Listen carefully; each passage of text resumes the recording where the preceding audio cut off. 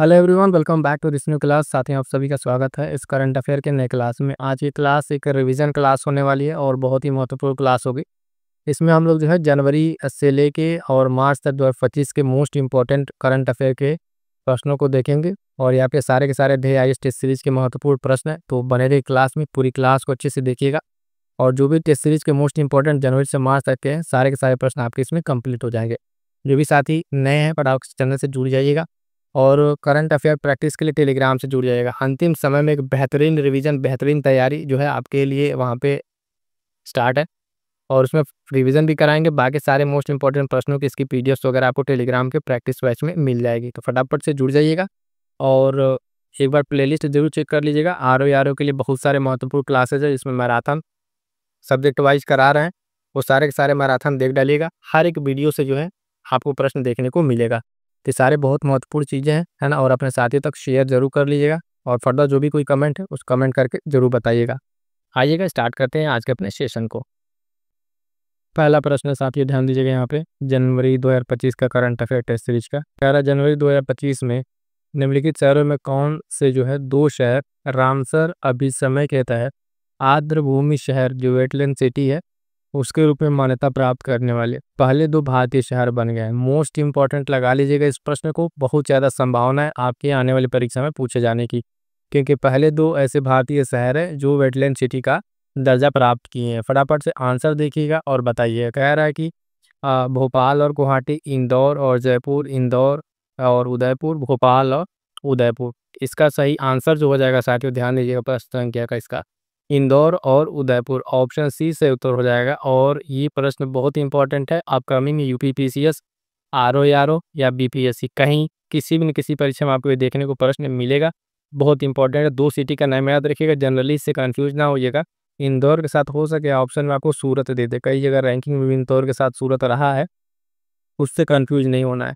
तो ये जो पहले दो भारतीय शहर बने हैं वेटलैंड सिटी ग्रुप में, आपका इंदौर और उदयपुर, ऑप्शन सी से उत्तर हो जाएगा। आगे बढ़िएगा, देखेंगे अगला प्रश्न जो है, कह रहा है निम्नलिखित कथनों पर विचार करें। जनवरी 2025 में भारत आधिकारिक तौर पर जो है मल्टीनेशनल यूरोड्रोन कार्यक्रम में पर्यवेक्षक राष्ट्र के रूप में शामिल हुआ है। भारत यूरोड्रोन कार्यक्रम में शामिल होने वाला एशिया प्रशांत क्षेत्र का पहला भागीदार देश है। कह रहा सत्य कथन चुनना इसमें से, केवल एक, केवल दो, एक और दो दोनों, और नौ तो एक नौ तो दो। ध्यान दीजिएगा कई बार ऑप्शन ये आपस में चेंज रहते हैं, जनरली जो है एक और दो सी पर रहता है, यहाँ पे तो सही दिया हुआ है। बाकी कई प्रश्नों में ये ऊपर नीचे आपको देखने को मिल सकता है। प्रश्न संख्या 122 का जो है इसका सही आंसर क्या होगा, तो ध्यान दीजिएगा इसमें सही आंसर होगा इसका ऑप्शन ए, केवल एक। अब केवल एक सही है तो दूसरा क्यों गलत है, ध्यान दीजिएगा। जनवरी 2025 में जो है भारत जो मल्टीनेशनल यूरोड्रोन कार्यक्रम है इसमें पर्यवेक्षक राष्ट्र के रूप में शामिल तो हुआ है, ये बात बिल्कुल सही है। दूसरे ऑप्शन में क्या गड़बड़ी है, कह रहा है इसमें शामिल होने वाला ये एशिया प्रशांत क्षेत्र का पहला देश है, तो ये पहला देश नहीं है, ये दूसरा देश है। तो ये भी बता दीजिए कि जो पहला देश है वो कौन शामिल हुआ था, तो भारत जो है इसमें जापान के बाद से दूसरा देश है। ठीक है, इसके पहले कौन शामिल हुआ है, इसमें जापान।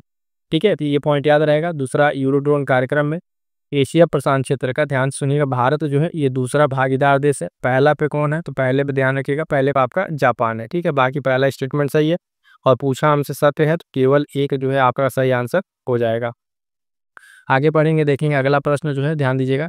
कह रहा है जनवरी 2025 में भारत का जो है उत्तराखंड राज्य स्वतंत्रता के बाद समान नागरिक संहिता लागू करने वाला देश का प्रथम राज्य बन गया है। पहला प्रश्न तो आपका इसी में है, एक प्रश्न आपका इसी में छिपा हुआ है कि भारत का पहला राज्य स्वतंत्रता के बाद से जो है आपका समान नागरिकता संहिता लागू करने वाला पहला राज्य बना है, तो उत्तराखंड आपका बना है। एक पॉइंट आपका यहाँ हो गया।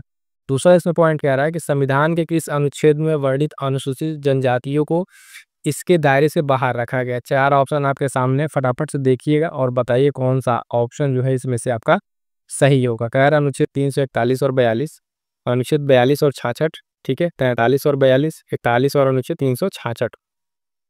तो इसका सही आंसर क्या हो जाएगा, प्रश्न संख्या 133 है, इसका जो ऑप्शन है वो आपका ऑप्शन बी से उत्तर हो जाएगा, अनुच्छेद 342 और 366 का 25। ये ध्यान में रखिएगा। लेकिन इसमें जो सबसे ज़्यादा पूछे जाने वाला पॉइंट है वो वन लाइनर के रूप में कि जो समान नागरिकता संहिता लागू करने वाला प्रथम राज्य बना है वो आपका उत्तराखंड, ये सबको पता है, लेकिन ये पॉइंट भी ध्यान रखिएगा जो इसका अनुच्छेद है वो किससे किसमें बाहर रखा गया अनुसूचित जातियों को, तो ऑप्शन बी आपका अनुच्छेद 342 और 366 का 25 क्लॉज। ठीक है, ये पॉइंट आपको ध्यान में रखना है। करंट अफेयर के लिए बेहतरीन तैयारी के लिए आप टेलीग्राम से जुड़ना ना भूलिएगा। अभी तक आपने अगर कुछ भी नहीं पढ़ा है फिर भी आप टेलीग्राम से जुड़ के एक अच्छी तैयारी कर सकते हैं। हर महीने के मोस्ट इंपॉर्टेंट क्वेश्चंस की आपको प्रैक्टिस, ठीक है, पीडीएफ नोट्स वगैरह सब मिल जाएंगे। सिर्फ उतना पढ़े कि आप बहुत अच्छा परीक्षा में कर सकते हैं। आगे बढ़ेंगे साथियों, देखेंगे अगला प्रश्न जो है स्टेटमेंट वाला ये भी है, वन रिपोर्ट पर है। जनवरी 2025 में केंद्रीय वन और जलवायु परिवर्तन मंत्रालय द्वारा भारत वन रिपोर्ट 2025 जारी किया गया। इस संबंध में निम्नलिखित तथ्यों पर विचार कीजिए। पहला पॉइंट इसमें ही ध्यान रखिएगा कि भारत वन रिपोर्ट 2025 किसके द्वारा जारी किया गया, तो केंद्रीय जो वन और जलवायु परिवर्तन मंत्रालय है इसके द्वारा जारी किया गया। एक स्टेटमेंट ये भी बन सकता है, इसको ध्यान में रखिएगा। ठीक है, अब बाकी आगे बढ़ते हैं। क्या क्या इसमें स्टेटमेंट दिया वन रिपोर्ट के बारे में, कह रहा है देश का कुल जो वन आवरण है, देश के कुल भौगोलिक क्षेत्र का जो है 21.76% है। देश के राज्य में सर्वाधिक वन क्षेत्र मध्य प्रदेश में है। कुल भौगोलिक क्षेत्र में वन के प्रतिशत की जो दृष्टि से देश में पहला स्थान लक्षद्वीप का है। कह रहा सही कथन को आपको चुनना है, 1 और 2, 2 और 3, 1 और 3, 1, 2 और 3।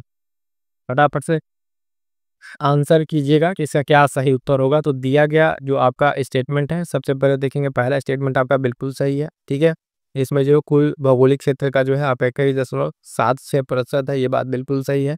और दूसरा स्टेटमेंट भी सही है, सर्वाधिक वन क्षेत्र आपका मध्य प्रदेश में है। तीसरा भी सही है कि वन जो प्रतिशत है उसकी दृष्टि से, ध्यान दीजिएगा, वन क्षेत्र के नहीं प्रतिशत के मामले में कह रहा है, प्रतिशत की दृष्टि से देश में पहला स्थान लक्षद्वीप का है। तो ये भी स्टेटमेंट आपका सही है। इस हिसाब से अगर हम देखेंगे तो ऑप्शन डी आपका सही उत्तर हो जाएगा, 1, 2 और 3। ठीक है, तीनों तीनों सही हो जाएगा। ये सारे पॉइंट्स आपके भारत वन स्थिति रिपोर्ट से रिलेटेड हैं, इसको अच्छे से नोट डाउन कर लीजिएगा। प्रश्न यहाँ से पूछेगा, मोस्ट फ्रिक्वेंटली जो प्रश्न पूछा जाता है, तो जो रिपोर्ट कौन जारी किया है ये पूछता है, तो मंत्रालय का नाम याद रखेंगे। बाकी तीनों के तीनों पॉइंट आपके लिए बहुत इंपॉर्टेंट है, तो इसको ध्यान में रखिएगा। आगे बढ़ेंगे साथियों, देखेंगे अगला प्रश्न जो है, अगला प्रश्न भी ऐसे इंपॉर्टेंट है। देखिएगा, जनवरी 2025 में केंद्रीय वाणिज्य और उद्योग मंत्री पीयूष गोयल नई दिल्ली में राष्ट्रीय हल्दी बोर्ड का शुभारंभ किया है। ये तो हो गया हल्दी बोर्ड का शुभारंभ। अब इसके बारे में कुछ कथन उस पर बताइए। श्री पल्ले जो गंगा रेड्डी को इस बोर्ड का प्रथम अध्यक्ष नियुक्त किया गया, पहला स्टेटमेंट। इस बोर्ड का मुख्यालय निजामाबाद तेलंगाना में स्थापित किया गया है। पूछ रहा है दोनों में से सत्य कथन बताइए, केवल एक, केवल दो, एक और दो, दोनों, 9 तो 1, 9 तो 2। तो राष्ट्रीय हल्दी बोर्ड से रिलेटेड ये दोनों स्टेटमेंट को आप ध्यान से देखिएगा और इसके बारे में जो है बताइए कौन सा स्टेटमेंट सही है। दूसरा स्टेटमेंट तो एग्जैक्ट आपका सही है कि इस बोर्ड का मुख्यालय निजामाबाद तेलंगाना में रखा गया, इंपॉर्टेंट है भी, वन लाइनर में भी ये आपसे पूछा जा सकता है। दूसरा पॉइंट कह रहा है कि जो श्री पल्ले गंगा रेड्डी हैं इनको इस बोर्ड का प्रथम अध्यक्ष नियुक्त किया गया, ये बात भी बिल्कुल सही है। तो इस हिसाब से अगर हम देखें साथियों तो हमारा सही आंसर हो जाएगा ऑप्शन सी, 1 और 2 दोनों। ठीक है, दोनों ऑप्शन इसके सही हैं और ये दोनों पॉइंट ध्यान रखिएगा क्योंकि पहली बार ये आपका बना है बोर्ड। ठीक है, और इसके प्रथम अध्यक्ष हैं, तो ये नाम भी आपको ध्यान रखना है। और दूसरी बात कि इसका मुख्यालय कहाँ पर है, तो ये भी ध्यान में रखिएगा। आगे बढ़ेंगे, अगला प्रश्न देखेंगे 126 नंबर पे क्या कह रहा है। हाँ, जनवरी 2025 में जो है जारी वित्तीय स्वास्थ्य सूचकांक 2025 के संबंध में निम्नलिखित पर विचार कीजिए। इसी तरीके के प्रश्न करने के जो है आपको प्रैक्टिस ज़्यादा होनी चाहिए परीक्षा में, यही जब स्टेटमेंट पे आ रहा है इसी तरीके से, तो इस चीज़ को ध्यान रखिएगा। यह सूचकांक केंद्रीय स्वास्थ्य और परिवार कल्याण मंत्रालय द्वारा जारी किया गया। ओडिशा जो है कह रहा है 18 प्रमुख राज्यों में वित्तीय स्वास्थ्य रैंकिंग में शीर्ष स्थान पर है। तीसरा कह रहा है दूसरे और तीसरे स्थान पर क्रमशः छत्तीसगढ़ और गोवा है। तो ये स्टेटमेंट अगर आपको पूरा क्लियर हो तो सत्य कथन बता दीजिए, 1 और 2, 2 और 3, 1 3 और 1 2 3। ये सारे के सारे पॉइंट जो हम टॉपिक वाइज करंट अफेयर कराएं, चैनल पर प्लेलिस्ट बनी होगी, जाकर वहाँ देखिएगा। जो आपके सूचकांक वाले हैं उस वाले में ये प्रश्न कराया गया है। तो कह रहा है इसमें आपको जो है इस रिपोर्ट के बारे में जो है कि क्या क्या इसमें सही है क्या नहीं सही है। तो पहली बात तो ध्यान दीजिएगा, ये जो रिपोर्ट जारी की जाती है वित्तीय स्वास्थ्य सूचकांक 2025, ये जो सूचकांक है ये आपका जारी किया जाता है किसके द्वारा, नीति आयोग के द्वारा। ठीक है, किसके द्वारा, नीति आयोग के द्वारा जारी किया जाता है। पहला स्टेटमेंट तो आपका ऐसे ही गलत हो गया। कह रहे केंद्रीय स्वास्थ्य और परिवार कल्याण मंत्रालय, ये कितनी बार हम आपको ऑनलाइनर वाले भी और जो वहाँ मैराथन क्लास उस क्लास में भी इस चीज़ आपको बता चुके हैं कि इस रिपोर्ट के बारे में बहुत अच्छे से हमने आपको पढ़ा रखा है। तो पहला स्टेटमेंट आपको गलत हो गया और जैसे ही पहला गलत होगा तो थोड़ा सा अगर आप नज़र दौड़ाएं ऑप्शन पे तो पूरा पूरा आप ऑप्शन सीधे आप आंसर तक पहुंच जाएंगे, यानी आपका 2 और 3 ऑप्शन बी सही उत्तर आपको यहाँ पे सीधे सीधे मिल जाएगा। तो वित्तीय स्वास्थ्य सूचकांक में जो है ध्यान रखिएगा, उड़ीसा जो 18 राज्यों में वित्तीय स्वास्थ्य रैंकिंग में शीर्ष स्थान पर है। दूसरे और तीसरे पर आपका छत्तीसगढ़ और गोवा है। कौन है? छत्तीसगढ़ और गोवा है। ये दोनों पॉइंट आपको ध्यान में रखने हैं। जारी करता है इसका आपको ध्यान रखना है कौन सा? नीति आयोग जो है इसको जारी करता है, न कि ये कल्याण मंत्रालय। आगे बढ़ेंगे, देखेंगे अगला प्रश्न। अगला प्रश्न साथ ही ध्यान दीजिए, कह रहा है जनवरी 2025 में असम के मुख्यमंत्री हेमंत बिश्व शर्मा राज्य के किस शहर को वर्ष 2027 तक राज्य की दूसरी राजधानी बनाने की घोषणा की है? कह रहा है जोरहाट, डिब्रूगढ़, माजुली या चराइदेव। फटाफट से आंसर कीजिएगा। प्रश्न संख्या 126 वाले में इसमें क्या आंसर होगा? तो किसको जो है 27 तक दूसरी राजधानी बनाने की बात की गई है, तो ऑप्शन बी जो है डिब्रूगढ़ को। किसको? डिब्रूगढ़ को जो है वर्ष 2027 तक दूसरी राजधानी बनाने के लिए, और ये जो है असम के दूसरी राजधानी बनाने के लिए विकसित किया जाएगा। और इसमें एक और नाम है, तेजपुर को जो है असम की सांस्कृतिक राजधानी के रूप में विकसित किया जाएगा। एक नाम और याद रखिएगा यहाँ पे, तेजपुर। ठीक है, तेजपुर को जो है असम की सांस्कृतिक राजधानी बनाने पे जोर दिया जा रहा है। प्रश्न में आपसे अगर इस तरह से पूछे कि दूसरी राजधानी डिब्रूगढ़ को कब तक बनाने का लक्ष्य रखा गया है, तो वर्ष 2027 का लक्ष्य रखा गया। ये पॉइंट भी ध्यान रखिएगा, यहाँ से भी प्रश्न आपको देखने को मिल सकता है। अगला प्रश्न ध्यान दीजिएगा, 11 जनवरी 2025 में प्रारंभ वन नेशन वन सब्सक्रिप्शन योजना, इसके संदर्भ में निम्नलिखितों पर विचार कीजिए। क्या क्या इसमें बातें कही गई हैं, तो ध्यान दीजिएगा। जनवरी 2025 में केंद्रीय शिक्षा मंत्रालय द्वारा योजना की शुरुआत की गई, पहला स्टेटमेंट।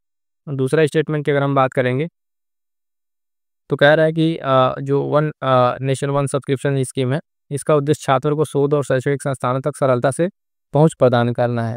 ठीक है, तो बताना इसमें आपका वही है, कौन सा ऑप्शन आपका सही है? केवल एक, केवल दो, एक और दो, दोनों, और नौ तो एक, नौ तो दो। तो ध्यान दीजिएगा, इसका जो ऑप्शन होगा वन नेशन वन सब्सक्रिप्शन का पहला भी सही है, शिक्षा मंत्रालय द्वारा शुरू किया गया। दूसरा भी, इसका उद्देश्य बिल्कुल सही है। तो सही आंसर क्या हो जाएगा? ऑप्शन सी आपका सही उत्तर हो जाएगा। ठीक है, तो इस प्रश्न का आपका सही आंसर क्या हो जाएगा? इस योजना के बारे में एक और दो दोनों सही, सी आपका सही आंसर हो जाएगा। ठीक है, आगे बढ़ेंगे, देखेंगे अगला प्रश्न संख्या नियुक्ति का सवाल है और इम्पोर्टेंट है। सीधे सीधे अब नियुक्ति का सवाल इसी तरीके से आपसे ऑनलाइनर नहीं पूछा जा रहा है। एक तरफ सूची व्यक्ति दे दे रहा है या चर्चित व्यक्ति या नियुक्ति, आपको मिलान करना रह रहा है। तो ध्यान दीजिए कौन सा इसमें ऑप्शन आपका सही होगा मिलान के लिए। एक तरफ दिया नाम अरुण मिश्रा है ना, Michael Martin, John N Radcliffe और ज्ञानेश कुमार। सबसे पहले अगर जो नाम आपको ध्यान में आएगा, ज्ञानेश कुमार ही समझ में आया होगा, ये मुख्य चुनाव आयुक्त बने हैं। तो डी का तो चौथा आपका होगा ऑप्शन। एक बार इस तरह के ऑप्शन में जाके एक बार मिला लिया करें ताकि आप ऑप्शन एलिमिनेट कर पाएँ। अब आपका ए और सी बच गया है। बाकी अन्य में जो है आपको अरुण मिश्रा की अगर बात करेंगे, तो अरुण मिश्रा जो है ये बने हैं लोकपाल BCCI। ठीक है, तो पहले का दूसरा, अब पहले का दूसरा जाएंगे तो दो ऑप्शन आपका पहले से कट चुका था, बी और डी। पहले का दूसरा से ऑप्शन है आपका सही उत्तर हो जाएगा, यानी बी का पहला और सी का तीसरा, बी का पहला और सी का तीसरा। तो जॉन एल जो रेडक्लिफ है ये क्या बने हैं? तो प्रमुख CIA बने हैं। और माइकल मार्टिन जो है ये आपके प्रधानमंत्री आयरलैंड बने। क्या बने? प्रधानमंत्री आयरलैंड। तो जनवरी मंथ की ये कुछ महत्वपूर्ण नियुक्तियां हैं जिसको आपको ध्यान में रखना है। ज्ञानेश कुमार मुख्य चुनाव आयुक्त। ऑप्शन की अगर हम बात करेंगे तो ऑप्शन हमारा ये तो सही उत्तर हो जाएगा। इससे ज़्यादा इंपॉर्टेंट क्या है, हमें ये नाम याद रखना कौन क्या बना है। तो ये पॉइंट एक बार फिर से समझ लीजिए, ज्ञानेश कुमार मुख्य चुनाव आयुक्त। ठीक है, जॉन एल जो रेडक्लिफ है ये प्रमुख CIA बने हैं। और माइकल मार्टिन आपका ये बने हैं प्रधानमंत्री आयरलैंड। अरुण मिश्रा आपके क्या बने हैं? तो बने हैं लोकपाल BCCI। तो ये चारों नियुक्तियां ध्यान में रखिएगा। अगला प्रश्न देखिएगा क्या कह रहा है। तो जनवरी 2025 में किस राज्य में भारत की पहली पूर्ण एकीकृत आपदा चेतावनी प्रणाली है जो कवचम का उद्घाटन किया गया? केरल, तमिलनाडु, गोवा और महाराष्ट्र में। फटाफट से आंसर करेंगे, इस प्रश्न का क्या आंसर हो जाएगा? तो ध्यान दीजिएगा, इसका सही उत्तर हो जाएगा आपका ऑप्शन ए, केरल में। केरल में जो है आपके देखिएगा भारत की पहली पूर्ण रूप से एकीकृत आपदा चेतावनी प्रणाली जो है कवचम का उद्घाटन किया गया है। और इसको जो है आप देखेंगे तो विश्व बैंक की सहायता से इसको विकसित किया गया है। ये भी पॉइंट ध्यान रखेंगे। सिंपल सा अगर आपसे पूछे कवचम जो है ये किस राज्य से इसका संबंध है, तो केरल से। प्रश्न ऐसे पूछ सकता है कि चर्चा में रहा कवचम का जो है आप इसका बताइए किससे किसका संबंध है, मतलब ये क्या है। 4 स्टेटमेंट है तो उसमें आपको ध्यान रखना है कवचम जो है ये भारत की पहली पूर्ण रूप से एकीकृत आपदा चेतावनी प्रणाली है। क्या है? आपदा चेतावनी प्रणाली कवचम है। तो इसको भी ध्यान में रखिएगा, प्रश्न जो है स्टेटमेंट से ही फिर के आपको मिलते दिख जाएगा। आगे बढ़ेंगे, अगला प्रश्न देखिएगा, प्रश्न संख्या 131 नंबर पे जो है कह रहा है कि जनवरी 2025 में निम्नलिखित देशों में कौन सा देश ब्रिक्स के आधिकारिक भागीदारी ग्रुप में शामिल हुआ है। कह रहा है कजाकिस्तान, बेलारूस, नाइजीरिया या जॉर्जिया। तो आपको बताना है कि ब्रिक्स का आधिकारिक भागीदार के रूप में कौन शामिल हुआ है। आपका जनवरी जो है 2025 का ये प्रश्न है, तो इसमें ध्यान दीजिएगा। जो शामिल होने वाला देश है, आपका सही आंसर हो जाएगा ऑप्शन सी नाइजीरिया। क्या है? ऑप्शन सी नाइजीरिया जो है ये आपका भागीदार देश के रूप में शामिल हुआ है। बात करें तो अक्टूबर 2024 में ब्रिक्स ने साझेदार देश श्रेणी की शुरुआत की थी। कब? अक्टूबर 2024 में जो है साझेदार देशों की श्रेणी की शुरुआत ब्रिक्स के द्वारा किया गया था। इसमें साझेदार के रूप में कौन शामिल हुआ? आपका ऑप्शन सी नाइजीरिया। आगे बढ़ेंगे, देखेंगे अगला प्रश्न। देखिएगा, 11 जनवरी 2025 में उत्तर प्रदेश सरकार ने महाकुंभ 2025 के दौरान मौनी अमावस्या के अवसर पर प्रयाग में जो घटना घटी उसकी जांच हेतु किसके अध्यक्षता में एक न्यायिक आयोग का गठन किया है। इंपॉर्टेंट रहेगा ये प्रश्न, ठीक है। इस तरह के जो आयोग बनते हैं उसके अध्यक्ष के बारे में जनरली पूछ लेता है प्रश्न। क्या? न्यायमूर्ति अरुण मिश्रा, न्यायमूर्ति दीपक सिन्हा, शत्रुघ्न श्रीवास्तव या न्यायमूर्ति हर्ष कुमार। तो फटाफट से आंसर कीजिएगा, ये किनके अध्यक्षता में ये न्यायिक आयोग का गठन किया गया है। तो ध्यान देंगे ऑप्शन जो है यहाँ पर आपका ऑप्शन डी न्यायमूर्ति हर्ष कुमार जो है इसका सही आंसर हो जाएगा। जो प्रयागराज महाकुंभ में भगदड़ मची और उस घटना की जांच के लिए जो न्यायिक आयोग का गठन हुआ वो न्यायमूर्ति हर्ष कुमार की अध्यक्षता में हुआ है। तो ये अध्यक्ष बने, ये पॉइंट ध्यान रखिएगा, इंपॉर्टेंट रहेगा। आगे बढ़ेंगे, देखेंगे अगला प्रश्न जो है क्या कह रहा है। तो ध्यान दीजिएगा, प्रश्न कह रहा है जनवरी 2025 में चर्चित माउंट तारानाकी के संबंध में निम्नलिखित कथनों पर विचार कीजिए। यह न्यूजीलैंड में स्थित है, यह न्यूजीलैंड की संसद द्वारा अब व्यक्ति का दर्जा प्रदान किया गया है, इसका नया नाम अब के काहुई टुपुआ है। कह रहा है इसमें से कि असत्य कथन, ध्यान दीजिएगा ये रेड अलर्ट है यहाँ पे। असत्य कथन आपसे पूछा, कह रहा है 2 और 3, 1 और 3, 1, 2 और 3 और कोई नहीं। तो ध्यान दीजिएगा माउंट तारानाकी के संबंध में ये सारी बातें आपको बतानी है, ठीक है। तो यहाँ पे जो है आप अगर देखें माउंट तारानाकी के संबंध में, तो पहला भी आपका सही है, न्यूजीलैंड में ये स्थित है, बात बिल्कुल सही है। माउंट तारानाकी के संबंध में इसे न्यूजीलैंड के द्वारा जो है व्यक्ति का दर्जा दिया गया वहाँ की संसद के द्वारा, ये भी बात सही है। तीसरा, इसका नया नाम जो है ये भी आपका बिल्कुल सही है कि काहुई टुपुआ इसका नया नाम भी रहा है। तो तीनों तीनों आपका सही है। अब जैसे ही तीनों आपका सही है, आप फटाक से आंसर पर आएंगे, आप आंसर सी लगा देंगे, लेकिन जो कि ये आपका गलत है। क्यों गलत है? आपसे पूछा है असत्य कथन बताना, ना कि सत्य कथन।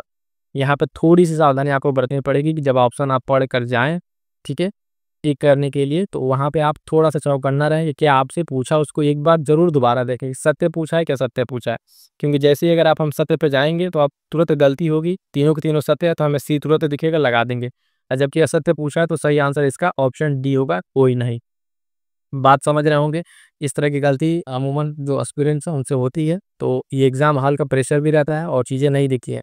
घर आने पर लगता है कि अरे प्रश्न तो हम बिल्कुल सही किए थे, लेकिन जब आंसर की मिलाते हैं तो प्रश्न गलत निकल जाता है। तब लगता है कि नहीं ये गलती हुई थी। तो ये सब सिली मिस्टेक्स हैं, इनके लिए आप विशेष तौर पे ध्यान रखेंगे कि प्रश्न में आपसे क्या पूछा है, ठीक है। आगे बढ़ेंगे साथियों, देखेंगे अगला प्रश्न। अगला प्रश्न ध्यान दीजिएगा। और जो साथी पीडीएफ्स वगैरह के लिए कह रहे हैं, तो करंट अफेयर वाली जो ये इस पर्टिकुलर क्लास की पीडीएफ है ये आपको पेड बैच में ही मिलेगी।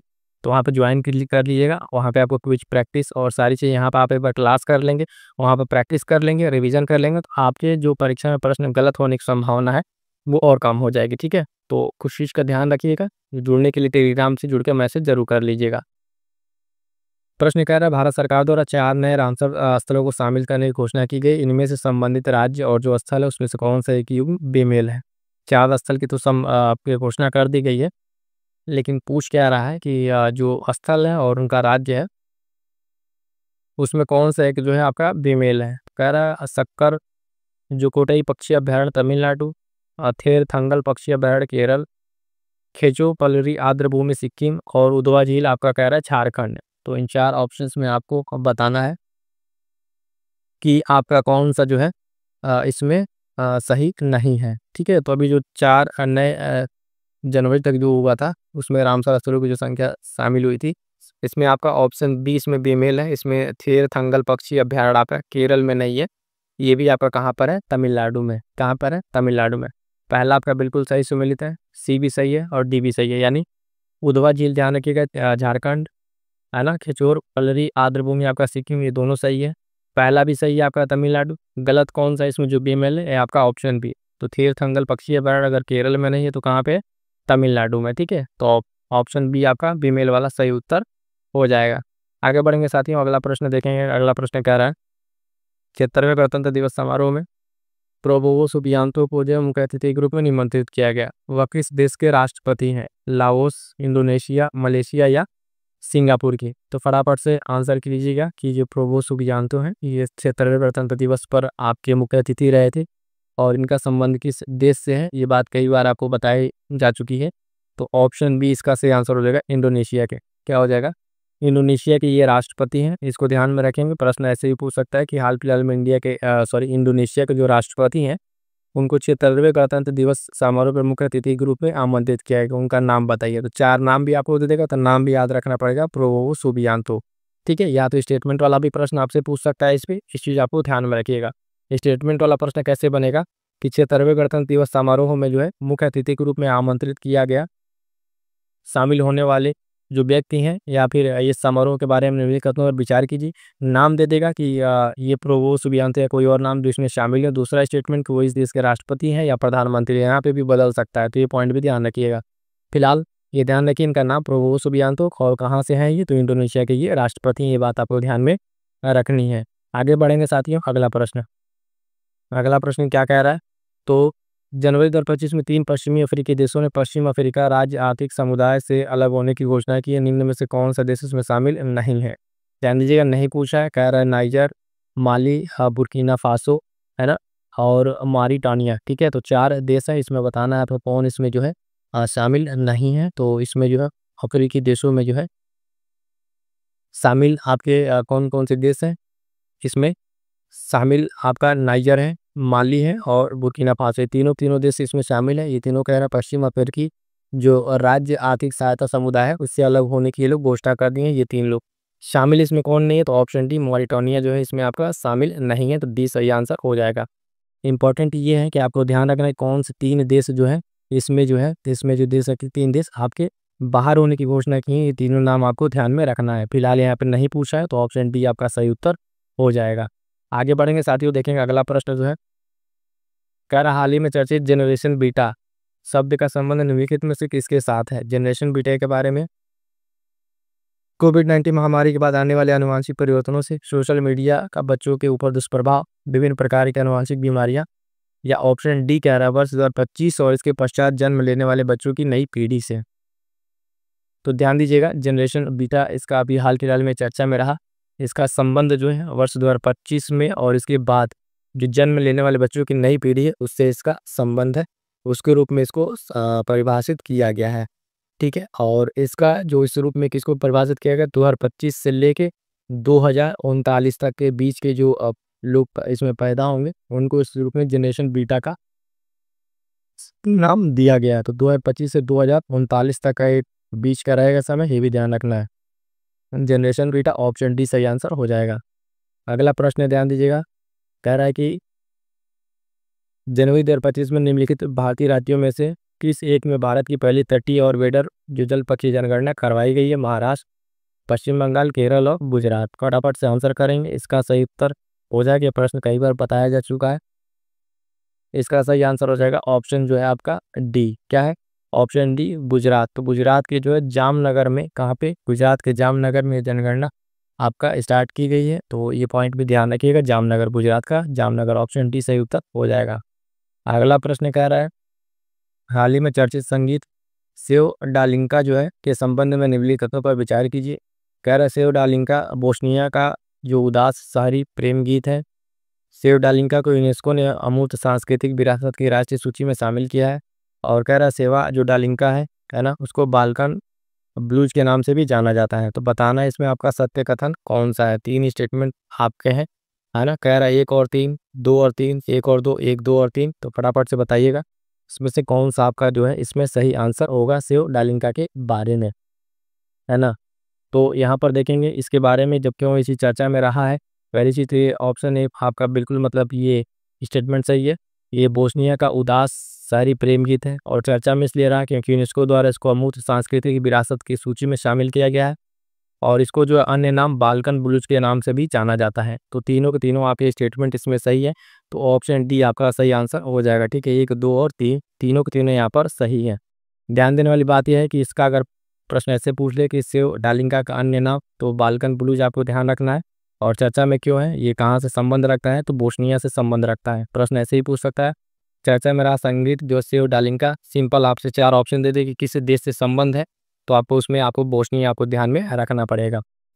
आगे बढ़ेंगे, अगला प्रश्न और इस जनवरी का जो है लास्ट प्रश्न कहिए। कह रहा है कि जनवरी 2025 में निम्नलिखित में से किसके द्वारा भारत की पहली हाइड्रोजन कंप्लायंट पाइप्स विकसित की गई है? Tata steel, Jindal steel, Reliance petroleum, Adani steel. फटाफट से आंसर कीजिएगा। प्रश्न संख्या 140 का इसमें क्या सही आंसर हो जाएगा? तो ध्यान दीजिएगा, भारत की पहली जो हाइड्रोजन आपकी कंप्लायंट पाइप्स है, इसके बारे में अगर हम बात करेंगे तो ये भारत में किसके द्वारा विकसित किया गया है? तो इसमें जो है टाटा स्टील का नाम आता है। ऑप्शन ए सही आंसर हो जाएगा, टाटा स्टील। ठीक है, टाटा स्टील के द्वारा जो है इसको स्टार्ट किया गया है। तो इम्पोर्टेंट ये सारे प्रश्न आई होप तो कि आपको सभी क्लियर हो गए होंगे। तो चलिएगा साथियों, ये था आपके जनवरी 2025 है ना कंप्लीट मोस्ट इंपॉर्टेंट जो सारे प्रश्न हो सकते थे ध्येय टेस्ट सीरीज से आर एग्जाम स्पेशल हमने आपको करा दिया है। सेशन कैसा लगा कमेंट करके जरूर बताइएगा। बता दें साथियों कि जो आपके लिए मैराथन क्लासेस आई हैं, ठीक है, उन सारे क्लासेस को एक बार जरूर देख लीजिएगा। खास करके अभी 1-2 दिन पहले जो है 8 घंटे की एक मैराथन आई है, वो क्लास देख लीजिएगा। वहाँ से आपको मतलब इतने सारे प्रश्न मिलेंगे कि आप खुद पेपर देखने के बाद समझ जाएंगे कि यहाँ से हम लोग स्टार्ट करेंगे फरवरी 2025 के जो मोस्ट इंपॉर्टेंट सिर्फ करंट अफेयर के प्रश्न हैं उनको हम लोग डिस्कस करते हैं टेस्ट सीरीज के माध्यम से। पहला प्रश्न यहाँ आपको दिख रहा है, कह रहा है कि ध्यान दीजिएगा, निम्नलिखितों पर विचार करें। फरवरी 2025 में संयुक्त राष्ट्र पर्यावरण कार्यक्रम UNEP द्वारा जलवायु जोखिम सूचकांक 2025 जारी किया गया। ये सूचकांक में सर्वाधिक प्रभावित देशों में भारत को 6ठा स्थान प्राप्त किया। ठीक है, या मिला दिया गया। पूछ रहा है इसमें से कौन सा आपका सही है? केवल 1, केवल 2, 1 ऐसा 2 और 9 तो 1, 9 तो 2। इसी ध्यान रखिएगा, वन लाइनर करंट अफेयर के बारे में तो भूल ही जाइएगा। आपको इतना चौकन्ना रहना है कि सारी चीज़ों बच्चे से तैयार करना है और आपको स्टेटमेंट वाले ही प्रश्न देखने को मिलेंगे। इसके लिए क्लास जो भी बनाया है रिसेंट में भी करंट अफेयर के लिए आर कैसा आ रहा है, तो यूपीपीसीएस पेपर के एनालिसिस कराया है, उस क्लास को जरूर देख लीजिएगा। वहाँ से आपको पूरा आइडिया लग जाएगा करंट अफेयर कहाँ से पढ़ना है, कितना पढ़ना है। पूरी बुक रटने के लिए नहीं बैठ जाना है, इस बात का ध्यान रखिएगा। बाकी आपको जीएस भी पढ़ना है, तो इन सारी चीज़ों को ध्यान में रखते हुए आगे बढ़िएगा। 2 स्टेटमेंट है, तो देखिएगा पहला तो स्टेटमेंट आपका पहले ही गलत है, क्योंकि जो ये सूचकांक है आपका UNEP के द्वारा जारी नहीं किया जाता है, ये जर्मन वाच जो एजेंसी है उसके द्वारा जारी किया जाता है। और दूसरा स्टेटमेंट जो इसे पूछ रहा है ये आपका सही है, इसमें जो भारत को 6ठे स्थान पर रखा गया है। इस हिसाब से साथियों अगर हम आंसर की बात करेंगे तो हमारा सही उत्तर हो जाएगा ऑप्शन बी, केवल 2।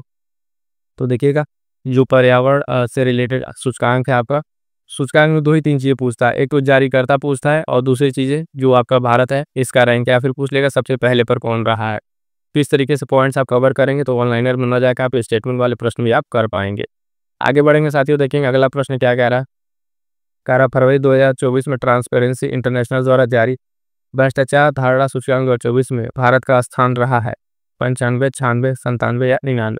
एक सिंपल सा ऑनलाइनर में आपसे पूछा है कि भ्रष्टाचार धारणा सूचकांक 2024, इसमें पॉइंट आपके प्रश्न में ही है कि इसका जारीकर्ता कौन है, तो ट्रांसपेरेंसी इंटरनेशनल। ठीक है, ये चीज़ ध्यान रखिएगा। स्टेटमेंट में प्रश्न बनता तो मैं बातें बोल रहा हूँ उसको ध्यान से समझते चलिएगा। अगर ये चीज़ आप भी समझ जाए किस तरीके से देखना समझना, तो करंट अफेयर आपके लिए एकदम आसान हो जाएगा। तो क्या कह रहा है इसमें, तो अगर स्टेटमेंट बनाता तो किसके द्वारा जारी करता है ये आपसे पूछता, तो ट्रांसपेरेंसी इंटरनेशनल के द्वारा जारी किया, तो ये चीज़ ध्यान रखना है। सूचकांक क्या है, भ्रष्टाचार धारणा सूचकांक, और इसमें जो भारत की रैंकिंग रही है 2024 वाले में, तो ध्यान दीजिएगा ऑप्शन बी 96 रैंकिंग रही है, 96 रहा है। ठीक है, और सबसे कम अगर देशों की इसमें बात करें टॉपर कौन रहा है, तो टॉपर आपका कौन रहा है, डेनमार्क रहा है। कौन सा, डेनमार्क जो है इस बार भी इसमें जो है शीर्ष पर सबसे कम भ्रष्ट देशों के रूप में शीर्ष पर रहने की बात इसमें रही है। ठीक है, आगे बढ़ेंगे, देखेंगे अगला प्रश्न। अगला प्रश्न देखिएगा, कह रहा है फरवरी 2025 में निम्नलिखित दक्षिण अमेरिकी देशों में किस एक ने तेल उत्पादक एवं निर्यातक देशों के समूह ओपेक के सदस्य के रूप में शामिल होने का निर्णय लिया है? कह रहा ब्राजील, इक्वाडोर, पेरू या चिली। ठीक है, तो यहाँ पर जो है इसका सही आंसर क्या होगा, फटाफट से आंसर अगर आप कर पा रहे हैं तो देखिएगा सही उत्तर हो जाएगा ऑप्शन ए इसका ब्राजील। ब्राजील जो है हाल फिलहाल में जो ओपेक है उसके सदस्य के रूप में शामिल होने का निर्णय लिया है। ये चीज़ इंपॉर्टेंट है कि कोई भी कंट्री है, देश अगर आपका आ रहा है इस तरीके से न्यूज़ में, जो किसी पर्टिकुलर किसी कह लें कि कोई संस्था या ग्रुप है, उसमें अगर कोई शामिल हो रहा है, बाहर निकल रहा है, वो चीज़ इंपॉर्टेंट हो जाती है, कौन सा देश उसमें शामिल हुआ, कौन सा नंबर का सदस्य बना, तो सारी बातें ध्यान में रखिएगा। अगला प्रश्न 124 नंबर का है, प्रोजेक्ट वाटर वर्थ के संबंध में निम्नलिखित कथनों पर विचार करें।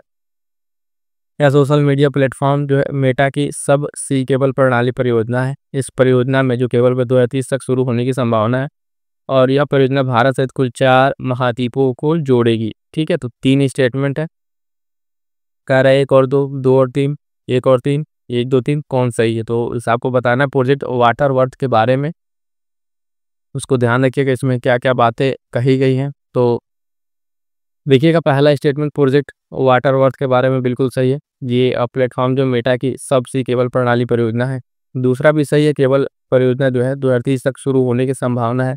लेकिन बात करेंगे अगर तीसरा की, जो स्टेटमेंट आपका है, इसमें कह रहा है भारत सहित कुल 4 महाद्वीपों को जो है जोड़ेगी। ठीक है, तो इसमें जो है आपको कह रहा है, इसमें आप कुल 5 महाद्वीपों को जोड़े, कितने को, 5 महाद्वीपों को। ठीक है, तो ये यहाँ पे आपका गलत हो जाएगा, इसको ध्यान रखिएगा। इसमें कौन कौन से हैं आखिर, अमेरिका है, ठीक है, ब्राज़ील, भारत, दक्षिण अफ्रीका और ऑस्ट्रेलिया सहित 105 महाद्वीपों को इसमें जोड़ेगा। तो प्रोजेक्ट वाटर वर्थ के बारे में यहाँ पे बस तीसरे में आप सही कर लेंगे तो आपका 5 हो जाएगा।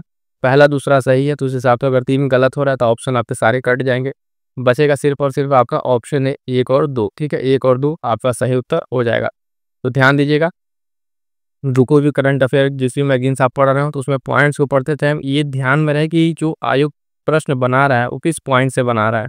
सारे के सारे मैगजीन में जो दिए हुए डेटा हैं आपके लिए एग्जाम ओरिएंट नहीं है, बहुत सारी चीज़ें उसमें से जो इररिलेवेंट है, बस वो कंप्लीट करने के चक्कर में आपको दे दिया गया। तो इस चीज़ का ध्यान रहे कि पूरी बुक अगर रटने बैठेंगे तो कहीं ना कहीं आप कंफ्यूज रहेंगे। प्रोजेक्ट वाटर वर्क के बारे में सारे पॉइंट्स को ध्यान रखिएगा। और बात करेंगे अगले प्रश्न की, तो ध्यान देंगे, कह रहा है फरवरी 2025 में क्वांटम कंप्यूटिंग में क्रांति लाने को लेकर किसके द्वारा मेजराना फर्स्ट नामक एक चिप लॉन्च की गई है। तो मेटा एआई, माइक्रोसॉफ्ट, एडोब या ऑरेकल। फटाफट से आंसर कीजिएगा, बहुत ही इंपॉर्टेंट प्रश्न है। ठीक है, इसमें जो है ये एक चिप लॉन्च की जा रही है कंप्यूटिंग, क्वांटम कंप्यूटिंग को लेके। इसका सही आंसर हो जाएगा आपका ऑप्शन बी, माइक्रोसॉफ्ट। ठीक है, माइक्रोसॉफ्ट जो है मेजराना नामक चिप लॉन्च कर रहा है, इंपॉर्टेंट रहेगा, इसको ध्यान दीजिएगा। सिंपल सा अगर आपसे ये भी प्रश्न पूछ लेगा, चर्चा में रहा जो मेजराना फर्स्ट है, इसका संबंध किससे है, तो ध्यान दीजिएगा, जो क्वांटम कंप्यूटिंग में क्रांति लाने के लिए इसको लाया गया, और ये क्या है, एक तरीके का क्वांटम आपका चिप है। ठीक है, क्या है, एक तरीके का चिप है। 3 पॉइंट ध्यान में रखिएगा। आगे बढ़ेंगे साथियों, देखेंगे अगला प्रश्न जो है क्या कह रहा है। फरवरी 2025 में विश्व का अग्रणी जैविक व्यापार मेला 2025 का आयोजन कहाँ पर किया गया। कह रहा है न्यूरेमबर्ग जो जर्मनी है ना, Ottawa Canada, Sydney Australia, Zurich Switzerland. तो जैविक व्यापार मेला की अगर हम बात करेंगे 2025 का जो आयोजन है, ध्यान दीजिएगा, इसका आयोजन जो है आपका न्यूरेमबर्ग जर्मनी में किया गया। ऑप्शन ए आपका सही उत्तर हो जाएगा। ठीक है, करंट अफेयर के लिए जितना करा रहे हैं उतना आपके लिए सफिशियंट होगा। बस ये है कि आपको तैयार होना चाहिए, और तैयार होने के लिए आपको करनी पड़ेगी प्रैक्टिस। ठीक है, और प्रैक्टिस हम आपको करा रहे हैं टेलीग्राम पर, उस तरीके से प्रैक्टिस आपको कोई नहीं कराएगा।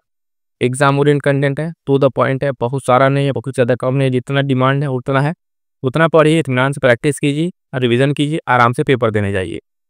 इसमें अगर अन्य कोई पॉइंट्स की बात करें तो इसमें बस इतना ध्यान, जैविक व्यापार मेला आपका कहाँ पे जर्मनी में आयोजित किया, सिंपल से वन लाइनर प्रश्न आपसे पूछा जा सकता है, ध्यान रखेंगे।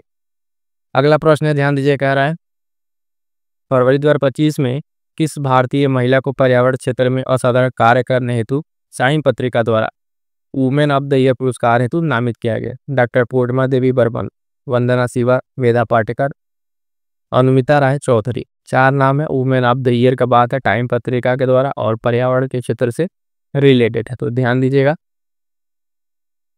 इसमें इसका सही आंसर हो जाएगा ऑप्शन ए, डॉक्टर पूर्णिमा देवी बर्मन। ठीक है, इनको जो है पर्यावरण के क्षेत्र में कार्य करने हेतु वुमेन ऑफ द ईयर का पुरस्कार के लिए नामित किया गया।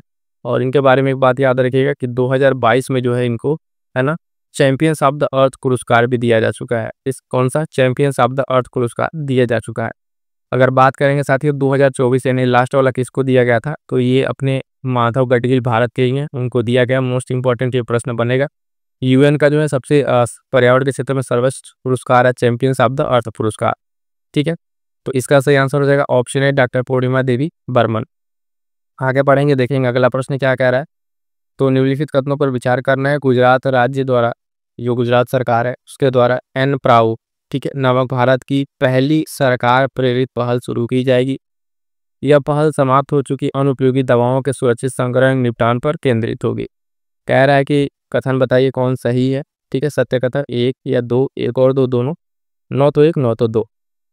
प्रश्न संख्या 128 में आपको ध्यान देना है कौन सा आपका सही है। ठीक है, निम्नलिखित कथनों पर ये विचार करके बताना है। तो पहली बात तो ध्यान दीजिएगा कि ये जो दवाओं को सही करने की बात, अनुपयोगी दवाओं को निपटान की बात की जाती है, तो बात बिल्कुल सही है कि एन प्राउड पहले से संबंधित है। ठीक, लेकिन ध्यान दीजिएगा ये गुजरात राज्य सरकार के द्वारा नहीं किया गया था। करंट अफेयर में हम आपको पढ़ा चुके हैं किसके द्वारा किया गया है, तो केरल के द्वारा किया गया है। तो स्टेटमेंट आप देखिए, अगर आपको ये वन लाइनर अगर आपको समझ में आ रहा हो तो कैसे वन लाइनर में जब आपको हम बताए थे, एक ही लाइन में आपको चीज़ हम बताए थे वहाँ पे कि एन प्राउड है, इस पहल का आपका संबंध केरल से, केरल ने लॉन्च किया किस लिए, तो जो बेकार हो चुकी या फिर खराब दवाएं उनके निस्तारण के लिए किया गया है। अब उसी को कितने अच्छे से 2 स्टेटमेंट बना दिया। अगर प्रश्न में आपका कंफ्यूज होंगे, कहेंगे अरे स्टेटमेंट वाला प्रश्न आ गया, भारी प्रश्न आ गया। तो ये प्रश्न तो आप पॉइंट आपको ध्यान होना चाहिए ना कि एन प्राउड किस राज्य के द्वारा किया गया है। तो गुजरात तो पहले ही काट दीजिए, स्टेटमेंट में काम खत्म। और एन प्राउड का उद्देश्य क्या है, तो ये बात अगर आपको क्लियर है तो बिल्कुल आसानी से आप काम कर पाएंगे। पहला दूसरा आपका सही हो जाएगा और पहला गलत कि गुजरात राज्य नहीं होगा। सही आंसर की बात करेंगे तो केवल आपका बी आंसर सही हो जाएगा। ठीक है, इसमें केवल बी आपका सही आंसर हो जाएगा कि ये एन प्राउड के बारे में। तो ध्यान रखें एन प्राउड क्या है, केरल के द्वारा स्टार्ट किया गया और जो अनुपयोगी दवाएं हैं उसके निस्तारण के बाद की जा रही है। आगे बढ़ेंगे साथियों, देखेंगे अगला प्रश्न जो है कह रहा है कि फरवरी 2025 में लोकसभा अध्यक्ष ओम बिरला ने नए आयकर विधेयक की जांच हेतु 31 सदस्यों की प्रवर समिति का गठन किया है, जिसके अध्यक्ष नियुक्त किए गए हैं। कह रहा है भजन पांडा, शिवराज सिंह चौहान, निर्मला सीतारमण, पीयूष गोयल। फटाफट से आंसर कीजिएगा। जो 31 सदस्यों की प्रवर समिति का गठन किया गया है किसके लिए, तो नए आयकर विधेयक की जांच के लिए। इस पहल में अगर हम बात करेंगे कि किसको इसमें अध्यक्ष बनाया गया, तो ये प्रश्न भी आपको करंट अफेयर में बताया जा चुका है। सही आंसर हो जाएगा ऑप्शन ए, जो बैजयंत पांडा है, इनको ये नियुक्त किया गया है। इस विधेयक का उद्देश्य जो है उसमें सुधार करना, आयकर की जो चीज़ें हैं उसको जांच करना। और ये ध्यान दीजिएगा कि अ, इसमें सदस्य कितने हैं, ये पॉइंट आपके लिए इंपॉर्टेंट रहा। 31 सदस्य और प्रवर समिति का ये अध्यक्ष नियुक्त किया गया है। आगे बढ़ेंगे, देखेंगे अगला प्रश्न जो है आपका व्यक्ति और नीति से संबंधित। अक्सर इस तरीके से प्रश्न मिलान में आ रहे हैं। काश Patel, Shaktikanta Das, Tulsi Gabbard, Alexander लुशाशेंको। तो बात करेंगे सबसे पहले अगर शक्तिकांत दास की जो है, तो ये क्या, ये तो सबसे पहले नियुक्त हुए हैं, तो प्रश्न कई परीक्षा में पूछा जा चुका। प्रधान सचिव टू पीएम के नियुक्त हुए हैं।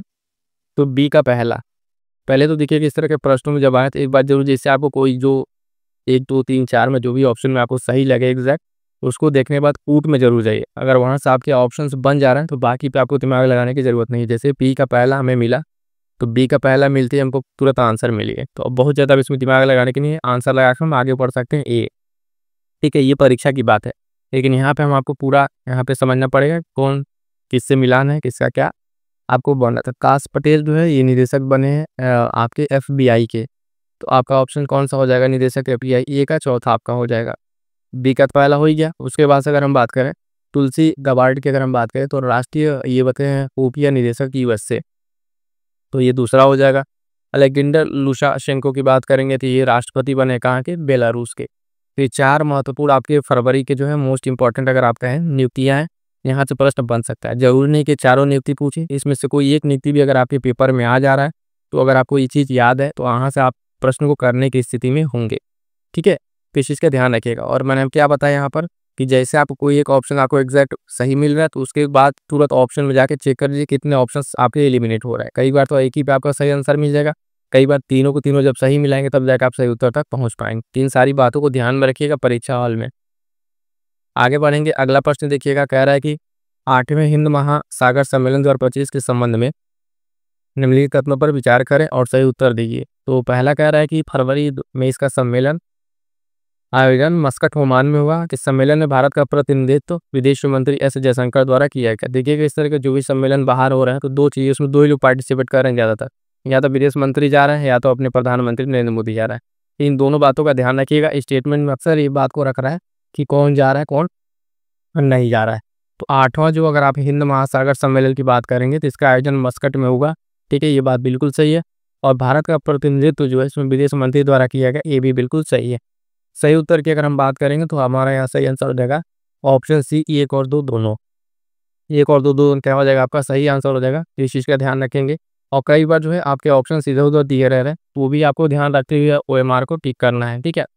तो पॉइंट क्या याद रखना है, 8वां आपका हिंद महासागर सम्मेलन, आयोजन आपको याद रखना था, भारत की तरफ से पार्टिसिपेट कौन किया। 2 बातें अगर आपको इसमें याद रहती इस पॉइंट से, तो आपने ये प्रश्न कर ले जाते। आगे बढ़ेंगे, अगला प्रश्न देखिए, प्रश्न संख्या 132 क्या कह रहा है। फरवरी 2025 से पूर्वोत्तर राज्य मणिपुर में, है ना, राष्ट्रपति शासन लगाने की आधिकारिक अधिसूचना जारी की गई। किस अनुच्छेद के तहत तुझे प्राप्त अधिकारों का प्रयोग करते हुए सूचना राष्ट्रपति द्वारा जारी की गई। खैर अनुच्छेद 352, 360, 356, 358। प्रश्न संख्या 132। तो आप जानते हैं कि जो राज्यों में राष्ट्रपति शासन लगता है किस अनुच्छेद के तहत लगता है, तो इसमें जो है राष्ट्रपति जो है ऑप्शन सी 356 आर्टिकल 300 अनुच्छेद 356 का प्रयोग करते हुए जो राज्य सरकार की शक्तियों को अपने अधीन ले लेता है। इसमें राष्ट्रपति को अगर ये ज्ञात हो जाता है कि राज्य में संवैधानिक तंत्र असफल हो गया है, कमजोर पड़ गया है, तो उस केस में राष्ट्रपति ये चीज लागू करता है। ध्यान दीजिएगा, अनुच्छेद 360 आपका वित्तीय आपात से रिलेटेड जो अभी तक कभी नहीं लगा है, ठीक है। अच्छा, दूत आपातकालिक हो गया, एक और है आपका राष्ट्रीय आपात, ठीक है। बहुत सिंपल सा प्रश्न पूछ रहे हैं आपसे, देखें बता पाते हैं कि नहीं। राष्ट्रीय आपात जो लगता है वो किस अनुच्छेद के तहत लगता है, जरा इसको कमेंट करके बताइएगा। आगे बढ़ेंगे, अगला प्रश्न कह रहा है कि फरवरी 25 में जो है सूडान वायरस रोग के संबंध में निम्नलिखित कथनों पर विचार कीजिए। अफ्रीकी देश सूडान में इस वायरस के प्रकोप की पुष्टि विश्व स्वास्थ्य संगठन द्वारा जारी की गई। इसे रक्तस्रावी बुखार के रूप में भी जाना जाता है। तो अगर इस तरीके कोई चीज़ आ रहा है वायरस वगैरह, तो कहाँ आ रहा है और वो क्या है, ये 2 बातें आपको जाननी है। कह रहा है सत्य कथन बताइए, केवल 1, केवल 2, 1 और 2 दोनों, 9 तो 1, 9 तो 2। आंसर अगर समझते चलेंगे तो कह रहा है कि फरवरी में आपका ये आया था, क्या था, सूडान वायरस रोग। और इसकी पुष्टि की अगर बात करें तो पुष्टि आपका सूडान में कह रहा है, ठीक है। पहली बात तो ये जाने, इसमें 133 में जो सूडान वायरस रोग है, ठीक है, नाम सूडान वायरस रोग जरूर है, लेकिन ध्यान दीजिएगा ये जिसकी पुष्टि जो है ये सूडान में नहीं हुई है। ध्यान दीजिएगा, पहला स्टेटमेंट आपका गलत है। इसकी पुष्टि जो है कहाँ पे की गई है, तो युगांडा में की गई, अफ्रीकी देश युगांडा में, ठीक। बिल्कुल समझ में आया आपको। ये जो पॉइंट है, नाम जरूर सूडान वायरस रोग है, लेकिन इसकी पुष्टि जो है सूडान में नहीं हुई, अफ्रीकी देश कहाँ पे, युगांडा में हुई है। तो पहला तो आपका गलत हो गया। दूसरा आपका सही है कि रक्तस्रावी बुखार के नाम से भी इसको जाना जाता है, ठीक है। तो इस हिसाब से अगर हम ऑप्शंस की बात करेंगे तो ऑप्शन बी जो है आपका सही उत्तर हो जाएगा, केवल 2। बात समझ में आई कि जो सूडान वायरस रोग है ये रक्तस्रावी बुखार के नाम से जाना जाता है, लेकिन इसकी पुष्टि WHO के द्वारा तो की गई, लेकिन कहाँ पर, सूडान में नहीं की गई है, युगांडा में की गई है। ये पॉइंट ध्यान रखिएगा, इंपॉर्टेंट है, कंफ्यूजिंग पॉइंट हो सकता है, तो अच्छे से तैयार कर लीजिएगा। और हाँ, जितने भी लोग ये करंट अफेयर क्लास देख रहे हैं, कोशिश ये कीजिएगा कि आप ये एक पेज लेके बैठें, ठीक है। जो प्रश्न या पॉइंट नहीं आ रहे हैं उसको आपको स्टार बनाते हुए उसे नोट डाउन करते चलिए, ताकि ये रहे कि अच्छा फरवरी का हमने इंपॉर्टेंट प्रश्नों का क्लास किया था, उसमें ये 2-4 करंट अफेयर आपको नहीं आ रहा था। पढ़ने को तो फरवरी में बहुत सारे करंट अफेयर, लेकिन कुछ जो मोस्ट इंपॉर्टेंट है जिनके पूछे जाने की पॉसिबिलिटी अगर वो आपके नोट्स में है, तो जरूर वहाँ से प्रश्न आपको देखने को मिल जाएंगे। इस तरीके से चीज़ों को तैयार करने का प्रयास कीजिएगा। अगला प्रश्न है मत्स्य आपका 6000 के संबंध में लेकर कथनों पर विचार कीजिए। यह डीप ओशन मिशन के तहत विकसित मानव पनडुब्बी है। इसका विकास DRDO द्वारा रक्षा मंत्रालय के सहयोग से किया गया है। सत्य कथन बताना है, केवल 1, केवल 2, 1 और 2 दोनों, 9 तो 1, 9 तो 2। तो मत्स्य आपका 6000 के लिए से ये डीप ओशन टेक्नोलॉजी है, उसमें बात अगर करें तो पहला तो आपका सही है कि ये डीप मिशन ओशन है, ठीक है, और मानव पनडुब्बी के तहत इसको विकसित किया गया है। लेकिन इसका विकास ये है पृथ्वी विज्ञान मंत्रालय और नेशनल इंस्टीट्यूट ऑफ टेक्नोलॉजी के सहयोग से किया गया है, न कि आपके DRDO और रक्षा मंत्रालय के। ये पॉइंट आपका गलत हो जाएगा, इसमें मंत्रालय भी नहीं है। और ये प्रश्न जब आया था न्यूज़ में, मतलब ये पॉइंट तो बहुत चर्चा में था कि किस मंत्रालय के द्वारा है। ये प्रश्न को हम कई बार अगर आप देखें तो आपका मंथली करंट अफेयर में और जो मंथली MCQ उसमें करा चुके हैं ये प्रश्न, सीधे सीधे मतलब एग्जैक्ट उसी तरीके का ये प्रश्न है स्टेटमेंट वाला। इसके बारे में ध्यान रखिएगा, पहला गलत है, सॉरी, पहला आपका इसमें सही है, डीप ओशन मिशन है, लेकिन विकास जो इसका किया गया DRDO के द्वारा नहीं, इसका जो डेवलपमेंट है पृथ्वी विज्ञान मंत्रालय द्वारा national institute of ocean technology के सहयोग से किया जा रहा था। तो सही उत्तर की अगर हम बात करेंगे तो हमारे पास सही उत्तर क्या हो जाएगा, इसमें ऑप्शन है, यानी केवल 1 आपका सही उत्तर हो जाएगा, ठीक है। आगे बढ़ेंगे साथियों, देखेंगे अगला प्रश्न जो क्या कह रहा है आपका। कह रहा फरवरी 2025 में अंतर्राष्ट्रीय क्रिकेट परिषद द्वारा किस देश की महिला क्रिकेट खिलाड़ी को सोली अख्तर को एंटी करप्शन कोड के तहत 5 वर्ष के लिए प्रतिबंधित कर दिया गया है। बांग्लादेश की हैं, पाकिस्तान की है, दक्षिण अफ्रीका की हैं या अफगानिस्तान की हैं। तो अभी ये खिलाड़ी हैं, महिला खिलाड़ी हैं, उनको 5 वर्ष के लिए आईसीसी के द्वारा प्रतिबंध कर दिया गया है कि जो सोहली अख्तर हैं या फिर खिलाड़ी हैं, यहाँ पे ऑप्शन है बांग्लादेश की। ठीक है, तो बांग्लादेश की क्रिकेट महिला क्रिकेटर थी और भ्रष्टाचार के आरोप में प्रतिबंधित होने वाली पहली महिला क्रिकेटर है। ठीक है, तो ये पॉइंट इंपॉर्टेंट है, अगर स्टेटमेंट वाला बन जाए ऐसा तो ध्यान रखिएगा। भ्रष्टाचार के मामले में आपका इस तरह होने वाली है, पहली महिला क्रिकेटर है, तो ध्यान दीजिएगा। 5 वर्ष के लिए प्रतिबंधित किया गया, ये भी ध्यान रखिएगा। अगर स्टेटमेंट वाला इस पर प्रश्न बनेंगे तो 2 ही 3 पॉइंट उठाएगा। पहली बात तो ये स्टेटमेंट में कि 5 वर्ष के लिए प्रतिबंधित किया गया। दूसरा, इनका देश पूछेगा, देश अगर दे देगा तो नाम पूछ लेगा और ये भी पूछेगा कि अगर स्टेटमेंट की पहली मतलब महिला खिलाड़ी है, तो इस तरीके से प्रश्न आपको देखने को मिल सकता है। आगे बढ़ेंगे, अगला प्रश्न कह रहा है फरवरी 2025 में किस देश ने अंतर्राष्ट्रीय अपराध न्यायालय आईसीसी पर प्रतिबंध लगाने की घोषणा की है? संयुक्त राज्य अमेरिका, रूस, क्यूबा या इजराइल?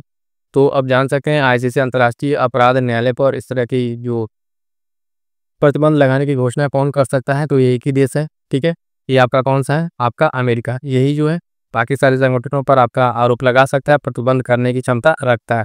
तो बाकी अन्य देश नहीं इस तरीके से कर सकते हैं, वो लोग कहीं ना कहीं इस चीज़ को लेकर सोचते समझते हैं। तो आपका ये संयुक्त राज्य अमेरिका है, ये इस पर प्रतिबंध लगाने की बात कर रहा है। ठीक है, आगे बढ़ेंगे तो अगला प्रश्न देखिएगा, कह रहा फरवरी 2025 में एआई एक्शन शिखर सम्मेलन का आयोजन कहाँ पर किया गया है? ब्यूनस आयर्स अर्जेंटीना, एक Netherland, Paris France, Vienna Australia. Australia. ठीक है, तो एआई एक्शन शिखर सम्मेलन 2025 का आयोजन की बात करेंगे तो इसका आयोजन आपका पेरिस फ्रांस में किया गया। ऑप्शन सी सही उत्तर हो जाएगा। इसमें जो है प्रधानमंत्री नरेंद्र मोदी और फ्रांस के जो राष्ट्रपति इमैनुअल मैक्रों थे, ये इस शिखर सम्मेलन की सह अध्यक्षता की थी। कौन सी अध्यक्षता? सह अध्यक्षता। तो उसमें ध्यान दीजिएगा, पीएम मोदी और फ्रांस के राष्ट्रपति दोनों लोग शामिल थे। स्टेटमेंट वाले प्रश्न बनेंगे तो ये 2 पॉइंट्स आपसे पूछे जा सकते हैं। एआई शिखर सम्मेलन, ऑप्शन सी पेरिस फ्रांस। आगे बढ़ेंगे साथियों, अगला प्रश्न देखेंगे, फरवरी 2025 में निम्नलिखित में से किसी देश ने कोविड-19 महामारी के दौरान स्वास्थ्य प्रबंधन है उसको लेकर गहरे मतभेद के कारण विश्व स्वास्थ्य संगठन से बाहर निकलने का निर्णय ले लिया है? कह रहे यूएसए, अर्जेंटीना, चीन या रूस? फटाफट से आंसर कीजिएगा कि ये कौन सा देश है। अभी जब भी हमने आपसे बताया कि जब भी कोई ऐसा देश हो किसी में शामिल हो रहा है, कहीं से बाहर निकलने की घोषणा कर रहा है, तो प्रश्न आपसे इंपॉर्टेंट की तरह पूछा जाएगा। तो ध्यान दीजिएगा, ये देश आपका अर्जेंटीना है। ऑप्शन बी से उत्तर हो जाएगा। अर्जेंटीना जो है बाहर निकलने की घोषणा किया हुआ है। ठीक है, तो इस पॉइंट को ध्यान में रखेंगे। आगे बढ़ेंगे तो अगला पॉइंट जो कह रहा है, ध्यान दीजिएगा, फरवरी 2025 में भारतीय सेना द्वारा कोलकाता में स्थित अपने पूर्वी कमान के मुख्यालय फोर्ट विलियम का नाम परिवर्तित करके क्या कर दिया गया है? विजय दुर्ग, विजय भवानी, विजय स्तंभ या विजयगढ़? तो ये जो फोर्ट विलियम आपका मुख्यालय था पूर्वी कमान का, इसका नाम बदल के कर दिया गया था विजय दुर्ग। ऑप्शन ही जो है आपका यहाँ पे सही उत्तर हो जाएगा। ऑप्शन नहीं, क्या हो जाएगा? सही उत्तर हो जाएगा। इसमें जो है आपका फोर्ट जो विलियम कोलकाता स्थित ये कमान है मुख्यालय का, वहाँ का इसका नाम बदल दिया गया है। और इसका निर्माण की अगर बात करेंगे तो ध्यान दीजिएगा, 1696 में इसका निर्माण किया गया था। ठीक है, इतने सारे पॉइंट को ध्यान रखना है। और फोर्ट विलियम कॉलेज अगर पूछे कहाँ स्थित है तो ये कोलकाता में स्थित है। इसका नाम बदला गया है। इसकी स्थापना जो स्टैटिक बताते 1696 में आपका ईस्ट इंडिया कंपनी के द्वारा किया गया था। ठीक है, आगे बढ़ेंगे और फरवरी का जो है आपका ये लास्ट प्रश्न कह रहा है, फरवरी 2025 में कौन सा देश चीन के बेल्ट रोड इनिशिएटिव प्रोजेक्ट से हटने वाला पहला लैटिन अमेरिकी देश बन गया है? कह रहा है अर्जेंटीना, मैक्सिको, पनामा या बेलीज? तो फटाफट से आंसर करेंगे कि कौन सा देश है जो आपके चीन का one belt one initiative road है, PRI वाला बेल्ट रोड इनिशिएटिव, इससे बाहर होने की बात किया है। तो ये देश है आपका, सही आंसर हो जाएगा ऑप्शन सी पनामा। पनामा जो है अभी हाल फिलहाल में एक लैटिन देश बना है जो इस प्रोजेक्ट से बाहर हटने की बात कर चुका है। ठीक है साथियों, तो ध्यान दीजिएगा, यहाँ तक जो आपके मोस्ट इंपॉर्टेंट प्रश्न फरवरी के हमने कंप्लीट करा दिए। वीडियो को लाइक कर दीजिएगा और अपने साथियों तक शेयर कर दीजिएगा। पहला प्रश्न क्या कह रहा है साथियों, तो देखिएगा, कह रहा है कि निम्नलिखित कथनों पर विचार करें और पूर्व के माध्यम से सही उत्तर का चयन करना है। कह रहा है मार्च 2025 में जारी देश की पहली नदी डॉल्फिन गणना रिपोर्ट जो है उसके अनुसार भारत में कुल 6327 नदी डॉल्फिन पाई गई और इस गणना में उत्तर प्रदेश में सबसे अधिक डॉल्फिन जो है लगभग 2397 दर्ज की गई। बताना आपको है कि केवल एक सत्य है, केवल दो, एक और दो दोनों, 9 तो 1 9 तो 2। तो मार्च की ये न्यूज़ थी और उसमें अगर आपको पता हो तो पहला स्टेटमेंट आपका बिल्कुल सही है फैक्ट के अनुसार भी, और दूसरा भी आपका सही है। तो ध्यान दीजिएगा, इसका सही उत्तर हो जाएगा, क्या हो जाएगा आपका ऑप्शन जो है सी, 1 और 2 दोनों सत्य हैं। जो नदी डॉल्फिन रिपोर्ट है इसमें बताया गया जो बात है कि भारत में कुल इतने डॉल्फिन है वो भी सही है, और उत्तर प्रदेश इसमें सबसे अधिक डॉल्फिन यहाँ पे दर्ज की गई है। आगे बढ़ेंगे साथियों, अगला पॉइंट है, कह रहा है मार्च 2025 में institute for economic and peace द्वारा जारी 12वें ग्लोबल टेररिज्म इंडेक्स 2025 के अनुसार वैश्विक आतंकवाद सूचकांक में भारत का स्थान रहा है। कह रहा 25वां, 14वां, 20वां या 11वां। तो ध्यान दीजिएगा, पहले तो यह ध्यान रखिएगा कि जो ग्लोबल टेररिज्म इंडेक्स है वो किसके द्वारा जारी किया जाता है, institute for economic peace and peace के द्वारा। ये नाम याद रखिएगा, जारीकर्ता कई बार आपसे पूछ लेता है। और इसमें सिंपल सा हमसे भारत का रैंक पूछा है, तो इसमें भारत का जो रैंक है वो आपका ऑप्शन बी से उत्तर हो जाएगा। ठीक है, 14 नंबर का रैंक रहा है भारत का, ये चीज़ ध्यान रखिएगा। तो सिंपल सा वन लाइनर भी बन सकता है, खासकर सूचकांक वाले पे, और आपका स्टेटमेंट वाला भी। स्टेटमेंट वाला जब भी बनता है तो जारीकर्ता का नाम जरूर पूछता है। तो हर एक इंडेक्स का जारीकर्ता का नाम और उसमें भारत की रैंकिंग और टॉप पर कौन रह रहा है उसको भी आपको ध्यान में रखना है। इस सूचकांक में अगर हम बात करें जो ग्लोबल टेररिज्म इंडेक्स है, तो इसमें आपका प्रथम स्थान पर, ठीक है, प्रथम स्थान पर आपका कौन सा है, तो बुर्किना फासो एक देश है। ठीक है, ये जो आपका क्या है, तो आपके इस पर पहले आतंकवाद वाली सूची में पहले पर है। आगे बढ़ेंगे साथियों, अगला देखेंगे अगला प्रश्न कह रहा है 7वीं विश्व वायु गुणवत्ता रिपोर्ट जो है उसके संबंध में निम्नलिखित तथ्यों पर विचार करना है और बताना है कौन सा जो है आपका सही है। कह रहा है इस रिपोर्ट के अनुसार विश्व का सबसे प्रदूषित शहर मेघालय में स्थित बर्निहाट है। दूसरा कह रहा है भारत को विश्व का तीसरा सबसे प्रदूषित देश बताया गया है। और तीसरा कह रहा है विश्व का सबसे प्रदूषित देश चार है। ठीक है, सत्य कथन बताना है 1 और 2, 1 और 3, 2 3 और 1 और 2 3, ये आपको इसमें से बताना है कौन सा आपका इसमें से जो है सही है। ठीक है, तो उसमें ध्यान दीजिएगा, पहला स्टेटमेंट जो आपका है वायु गुणवत्ता रिपोर्ट के अनुसार, तो इसमें आपका बिल्कुल सही है। विश्व का सबसे प्रदूषित शहर जो है मेघालय में स्थित बर्निहाट को बताया गया है। और इसमें जो दूसरा बात कर रहा है भारत को विश्व का तीसरा जो सबसे बताया जा रहा है प्रदूषित देश, ये गलत है। भारत को जो है विश्व का जो है 5वां सबसे प्रदूषित देश बताया गया है। कौन सा 5वां सबसे प्रदूषित देश बताया गया, इस हिसाब से आपका दूसरा स्टेटमेंट गलत हो जाता है। और जैसे ही 2 को अगर आप कट करें ऑप्शन में जाए, तीसरा अपने आप से हो जाएगा। तीसरा सबसे प्रदूषित देश 4 आपका, ये बिल्कुल सही है। तो 2 को काटते ही आपका ये भी कट जाएगा, ये कट जाएगा, ये भी कट जाएगा, ऑप्शन एलिमिनेट हो जाएगा। ऑप्शन बी आपका सही हो जाएगा, 1 और 3 आपका सत्य है। ठीक है, तो स्टेटमेंट को ध्यान रखिएगा। 7वीं विश्व वायु गुणवत्ता रिपोर्ट 2024, इसमें जो सबसे आपका प्रदूषित बताया गया, और भारत को जो है विश्व का तीसरा नहीं 5वां प्रदूषित देश बताया गया, इसको सही कर लीजिएगा। और तीसरा आपका अपने आप में सही है। आगे बढ़ेंगे साथियों, देखेंगे अगला प्रश्न क्या कह रहा है, तो ध्यान दीजिएगा। अगला प्रश्न इंपॉर्टेंट रहेगा ये, कह रहा है कि मार्च 2025 में भारत के किस शहर में स्वच्छ भारत मिशन शहरी के तहत भारत का पहला ग्रीन वेस्ट प्रोसेसिंग प्लांट स्थापित किया गया है ना। तो बताना है कौन सा प्रोसेसिंग प्लांट यहाँ पर स्थापित किया गया, कहाँ पर। कह रहा सूरत, उदयपुर, इंदौर या अंबिकापुर। आपको प्रश्न पढ़ते समझ में आ गया होगा कि जो पहला ग्रीन वेस्ट प्रोसेसिंग प्लांट है और खासकर सफाई को लेकर, तो कह रहा स्वच्छ भारत मिशन के तहत ये कहाँ पर हो सकता है, तो ये आपको बताने की जरूरत नहीं है। इसका आंसर हो जाएगा आपका ऑप्शन सी, इंदौर। ठीक है, इंदौर में जो है ये स्थापित किया गया भारत का पहला ग्रीन वेस्ट प्रोसेसिंग प्लांट। ये ध्यान रखेंगे, पहला green waste processing plant important रहेगा। और ये जो है इसको विकसित किया जा रहा है पीपीपी मॉडल पे। ठीक है, तो आप पब्लिक, आप जानते हैं जो आपका पब्लिक प्राइवेट पार्टनरशिप मॉडल है, इस मॉडल पे इसको विकसित किया जा रहा है। तो इंपॉर्टेंट ये प्रश्न रहेगा, ध्यान रखिएगा।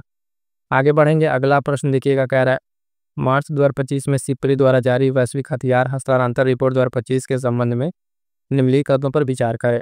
तो ये सिप्री द्वारा जारी वैश्विक हथियार रिपोर्ट है।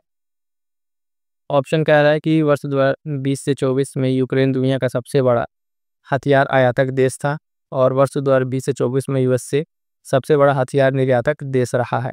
तो सत्य कथन इसमें से बताना है, केवल 1, केवल 2, 1 और 2 दोनों, 9 तो 1, 9 तो 2। फटाफट से आंसर करेंगे प्रश्न संख्या 125 में जो है कौन सा कथन आपका किसमें सही है। ध्यान दीजिएगा, इसमें पहला जो सिप्री के अनुसार रिपोर्ट है हथियार हस्तांतरण में, पहला बिल्कुल सही है। 20 से 24 में यूक्रेन जो है दुनिया का सबसे बड़ा आपका हथियार आयातक देश रहा, और 20 से 24 में यूएस से जो है सबसे ज़्यादा हथियार निर्यातक देश रहा है। तो देखिएगा हर जगह यूएस से अपना हथियार तो बेच देता है, बाकी जो देश जाने क्या किस तरीके से आपस में लड़ रहे हैं। सत्य कथन हो जाएगा इसका ऑप्शन सी, 1 और 2 कथन दोनों यहाँ पे सही उत्तर हो जाएगा। यानी आपके इस रिपोर्ट के अनुसार दोनों बात बिल्कुल सही है। आगे बढ़ेंगे तो अगला प्रश्न देखिएगा, ये क्या है? सूची 1 सूची 2 का है व्यक्ति है और नियुक्ति है, तो ये इंपॉर्टेंट है। इस तरीके से प्रश्न आपसे पूछा जा रहा है। तो एक तरफ व्यक्ति देखिए और एक तरफ इनका मिलान देखिए, कौन जो है किससे सुमेलित है। तो मार्क कार्नी की तरफ नाम दिया हुआ है ना? अंजू राठी राणा, डॉक्टर मयंक शर्मा, आशीष खन्ना, ये सारे के सारे नियुक्तियाँ हुई हैं मार्च महीने की महत्वपूर्ण नियुक्तियाँ। तो मार्क कार्नी की बात करेंगे तो ये नियुक्त हुए हैं आपके क्या? प्रधानमंत्री कनाडा बने हैं। ये का दूसरा, इसको लगाते एक साथ जैसे आपको एक भी ऑप्शन क्लियर होता हुआ तो इस पे चले जाइए कि आपका ऑप्शन कौन कौन एलिमिनेट हो रहा है। यानी बी का पहला आपका होगा ही, बस सी और डी देखना है। तो अंजू राठी राणा आपका देश की पहली महिला विधि सचिव, ये आपका बिल्कुल यहाँ पे हो जाएगा। डॉक्टर मयंक शर्मा की बात करेंगे तो ध्यान दीजिएगा, ये जो है आपके रक्षा लेखा महानियंत्रक बने, यानी सी का चौथा। और आशीष खन्ना आपका क्या हो जाएगा? तो महानिदेशक अंतर्राष्ट्रीय सौर गठबंधन, सी का तीसरा और डी का चौथा। तो 2 ऑप्शन तो आपके पहले ही कर चुके थे एक की वजह से, तो सी का चौथा और डी का तीसरा आपका। तो इस हिसाब से ऑप्शन ए आपका सही उत्तर हो जाता है। क्या हो जाएगा साथी? ऑप्शन ए आपका सही उत्तर हो जाएगा। और इसमें जो ऑप्शन को ना देख के ज़्यादा इंपॉर्टेंट है कि आप जो इसमें चीज़ें दी हुई हैं, जो आपको मिलान करने के लिए बात है, इस बात को आपको याद रखना है। तो मार्क कार्नी आपका प्रधानमंत्री कनाडा बने, और अंजू राठी राणा देश की पहली महिला विधि सचिव, डॉक्टर मयंक शर्मा जो है रक्षा लेखा महानियंत्रक, और आशीष खन्ना जो है महानिदेशक अंतर्राष्ट्रीय सौर गठबंधन। ये पॉइंट्स आपको ध्यान में रखने हैं और कोशिश कीजिएगा साथ साथ जो जैसे जैसे क्लास कर रहे हैं नोट्स बनाते चले, जो प्रश्न नहीं आ रहा उसको नोट्स करते चले, ताकि आपको अंतिम में रिवीजन के लिए आपको सारी चीज़ें अवेलेबल है। इस चीज़ की जो क्लास आप कर रहे हैं आपको जनवरी से लेके, और इस जनवरी से लेके 24-25 पिछला मह रहा था, और जो भी जनवरी फरवरी मार्च अप्रैल जून तक चल रहा है, इसकी पीडीएफ जो है आपको टेलीग्राम पर मिल जाएगी, जो प्रैक्टिस बैच है उसमें। ठीक है, तो प्रैक्टिस बैच में आपको सारी पीडीएफ इसकी मिल जाएगी, उसके लिए आप टेलीग्राम से जुड़ जाइएगा। अंतिम दिनों में भी अगर जितने आपके पास समय बचा हुआ है, अगर आज भी आप वीडियो देख रहे हैं आपके पास समय है, सारी चीज़ें आपको व्यवस्थित तरीके से वहाँ दे दी गई है। नोट्स दे दिया गया, सारे इंपॉर्टेंट क्विज दे दिए गए, मंथली क्विज दे दिए गए। आप पढ़ के और अपना फटाफट से वहाँ पे मूल्यांकन कीजिए कि आपको कितना तैयार है कितना नहीं। जो प्रश्न आपको गलत हो उसका तुरंत नोट करके नोट्स बना लीजिएगा। अगला प्रश्न है कि मार्च 2025 में चर्चित माधव और राष्ट्रीय उद्यान के संबंध में निम्नलिखित कथनों पर विचार करें। कह रहा है यह राष्ट्रीय उद्यान महाराष्ट्र में स्थित है और केंद्र सरकार द्वारा से देश का 68वां जो है बाघ अभयारण्य घोषित किया गया है। तो बताइए क्या है, दोनों स्टेटमेंट सही है? फटाफट से बताइएगा। सबसे पहले तो जानिए कि जो माधव और राष्ट्रीय उद्यान की बात कर रहा है, पूछा है इसमें से कौन सा कथन आपका असत्य है। ध्यान दीजिएगा, इसमें असत्य आपसे पूछा हुआ है, तो तुरंत आंसर को देखने के बाद से, मतलब स्टेटमेंट पढ़ने के बाद आंसर पे जाने से पहले इस चीज़ को जरूर ध्यान दीजिएगा। ठीक है, तो इसमें पहला आपका गलत है, मतलब असत्य है। क्यों? ये राष्ट्रीय उद्यान आपका महाराष्ट्र में नहीं कहाँ स्थित है? तो मध्य प्रदेश में स्थित है, यानी एमपी में स्थित है आपका। और केंद्र सरकार इसे 68वां जो बाघ अभयारण्य घोषित किया, ये बात बिल्कुल सही है। अब इस हिसाब से अगर हम जाए पहला गलत दूसरा सही, तो हम फटाक से अगर बी लगा देंगे, यही होगा दिमाग में, क्योंकि सत्य पूछता है दूसरा सही है पहला गलत, तो बी लगा के आगे बढ़े। यहाँ पे गलती से बचना, ये आपका सीधी मिस्टेक्स होगा और आता हुआ प्रश्न भी आपका चला जाएगा। आपने यहाँ तो पहचान लिया कि पहला गलत है दूसरा सही है, लेकिन यहाँ पे भी देखिए आपसे क्या पूछा है, तो यहाँ पे आपसे असत्य वाला पूछा है। ठीक है, तो इस हिसाब से ऑप्शन आपका क्या सही बनेगा? केवल एक जो है आपका सही होगा, असत्य कथन बताना है, और बी आपका यहाँ पर नहीं होगा। तो ध्यान दीजिए क्यों गलत है। महाराष्ट्र में 9 स्थित होकर ये एमपी में, बाकी जो माधव राष्ट्रीय उद्यान आपका 68वां बाघ अभयारण्य बनाया जाएगा। आगे बढ़ेंगे, देखिएगा अगला पॉइंट जो है कह रहा है कौन सा एक बेमेल है। ठीक है, आयोजन सम्मेलन से सवाल पूछता है, स्थल दिया हुआ है। कह रहा है ध्यान दीजिएगा कि क्रिप्टो शिखर सम्मेलन आपका यूएसए में हुआ, विश्व सतत विकास शिखर सम्मेलन नई दिल्ली, जल स्थिरता सम्मेलन आपका कह रहा है लखनऊ, और आपातकालीन अरब शिखर सम्मेलन जो है मिस्र में। फटाफट से बताइए इन 4 दिए गए ऑप्शंस में जो आपने पढ़ रखा है मार्च से, तो उसके करंट अफेयर के अनुसार आपको इन प्रश्नों का जवाब देना है। मार्च महीने के सारे करंट अफेयर है। तो पहला तो देखिए आपका बिल्कुल से क्रिप्टो शिखर सम्मेलन जो 2025 है यूएसए में हुआ, बिल्कुल सही है। दूसरा विश्व सतत विकास शिखर सम्मेलन 2025 नई दिल्ली में हुआ, ये भी सही है। जल स्थिरता सम्मेलन जो आपके लखनऊ में नहीं हुआ, ये आपका कहाँ हुआ है? तो नई दिल्ली में। कहाँ पे साथी हो? तो नई दिल्ली में हुआ है। और आपातकालीन अरब शिखर सम्मेलन मिस्र में, ये सिल्विल की सही। हमें बताना बेमेल, बेमेल का मतलब जो आपका गलत है, तो आपका क्या हो जाएगा? ऑप्शन सी सही उत्तर हो जाएगा। जल स्थिरता जो सम्मेलन लखनऊ में होकर कहाँ हुआ? नई दिल्ली में हुआ, ये बात आपको ध्यान में रखनी है। बाकी 3 अपनी जगह पर बिल्कुल सही सुमेलित है। आगे बढ़ेंगे, अगला प्रश्न देखिएगा। मार्च 2025 में आर्द्र भूमि के उचित उपयोग के लिए रामसर पुरस्कार जीतने वाली प्रथम भारतीय निम्नलिखित में से कौन बनी है? पूर्णिमा देवी बर्मन, सुशीला एम मुर्मू, सुनीता नारायण, डॉक्टर जयश्री वेंकटेशन। ठीक है, तो फटाफट से आंसर कीजिएगा कि जो आर्द्र भूमि के प्रयोग के लिए रामसर पुरस्कार जीतने वाली प्रथम भारतीय महिला कौन बनी है? तो ये बनी है, आप देखेंगे, doctor Jayashree Venkatesan. Option D आपका सही उत्तर हो जाएगा। ठीक है, आर्द्र भूमियों के टिकाऊ और प्रबंधन के योगदान के लिए इनको रामसर पुरस्कार से सम्मानित किया गया है मार्च 2025 की न्यूज है। तो याद रखिएगा, ये अपने आप में एक इम्पॉर्टेंट प्रश्न बनेगा, क्योंकि जो देखिए जीतने वाली जो प्रथम भारतीय है, ठीक है, जब प्रथम भारतीय है और खास करके अगर वो कोई महिला है तो प्रश्न आपसे पूछा ही पूछा जाता है। तो ध्यान रखिएगा, इनको जो है सिंगल प्रश्न न पूछे, जो मिलान वाले में चर्चित व्यक्तियों में भी आपसे ये पूछा जा सकता है इनको कौन सा पुरस्कार मिला है। तो बात को ध्यान रखिएगा, रामसर पुरस्कार आपको जयश्री वेंकटेशन को मिला है। अगला प्रश्न देखिएगा क्या कह रहा है। मार्च 2025 में निम्नलिखित राज्यों में से कौन सा एक वरिष्ठ नागरिक आयोग स्थापित करने वाला देश का पहला राज्य बना है? कह रहा है केरल, गुजरात, मध्य प्रदेश या राजस्थान। फटाफट से आंसर करेंगे। वरिष्ठ नागरिक आयोग स्थापित करने वाला ये भी देश का पहला राज्य बना है। 4 ऑप्शन आपके सामने है, इसका सही उत्तर हो जाएगा ऑप्शन है केरल। केरल जो है अपने देश में पहला सा राज्य बना है जो क्या है स्थापित किया है कि एक वरिष्ठ नागरिक आयोग स्थापित करने वाला देश का पहला राज्य बना है। और केरल जो राज्य विधानसभा ने इसे केरल वरिष्ठ नागरिक आयोग विधेयक 2025 को पारित किया। तो ये सारी बातें आपको ध्यान में रखनी है, ऑप्शन ए सही उत्तर हो जाएगा केरल। ठीक, चलिए आगे बढ़ेंगे। दिवस और उससे मिलान करने वाला, पहले तो सिंगल एक दिवस आपसे पूछता था, अब 4 दिवस आपसे पूछ रहा है मिलान करने के लिए। तो ध्यान दीजिएगा, एक दिवस है अंतर्राष्ट्रीय शून्य अपशिष्ट दिवस, विश्व वन्य जीव दिवस, विश्व समुद्री घास दिवस, अंतर्राष्ट्रीय महिला दिवस। जो आपको पहले इसमें से है उसको मिलान शुरू कीजिए। तो सबसे पहले अगर हम देखें, अंतर्राष्ट्रीय महिला दिवस आप सभी जानते हैं कि 8 मार्च को होता है। तो डी का चौथा, डी का जैसे चौथा अगर आपको दिखे तो फटाक से ऑप्शन हो जाइए और ऑप्शन को काट डालिए जहाँ पे जो कोर्ट में दिया हुआ है, तो आपका ए सही उत्तर तुरंत मिल जाएगा। यानी ABCD सब सही, सीधा सीधा सही सुमेलित है। तो शून्य अपशिष्ट जो दिवस है आपका 30 मार्च मनाया जाता है, ये भी आपका ए का पहला हो जाएगा।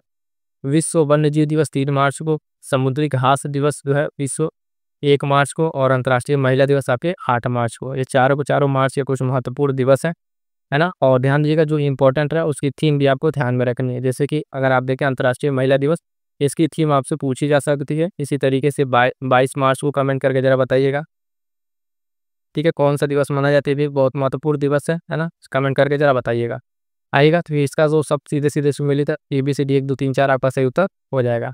आगे बढ़ेंगे, अगला प्रश्न क्या कह रहा है, तो ध्यान दीजिएगा। वेब एक्स जो है 2025 के संबंध में निम्नलिखित कथनों पर विचार करना है। केंद्रीय सूचना एवं प्रसारण मंत्रालय द्वारा वेब एक्स 2025 की शुरुआत की गई। यह मीडिया और मनोरंजन क्षेत्र में स्टार्टअप को वित्त पोषण और राष्ट्रीय स्तर पर पहचान दिलाने के उद्देश्य से प्रमुख पहल है। 2 बातें हैं अब यहाँ पे बताना को सत्य कथा, केवल 1, केवल 2, न तो 1 न तो 2।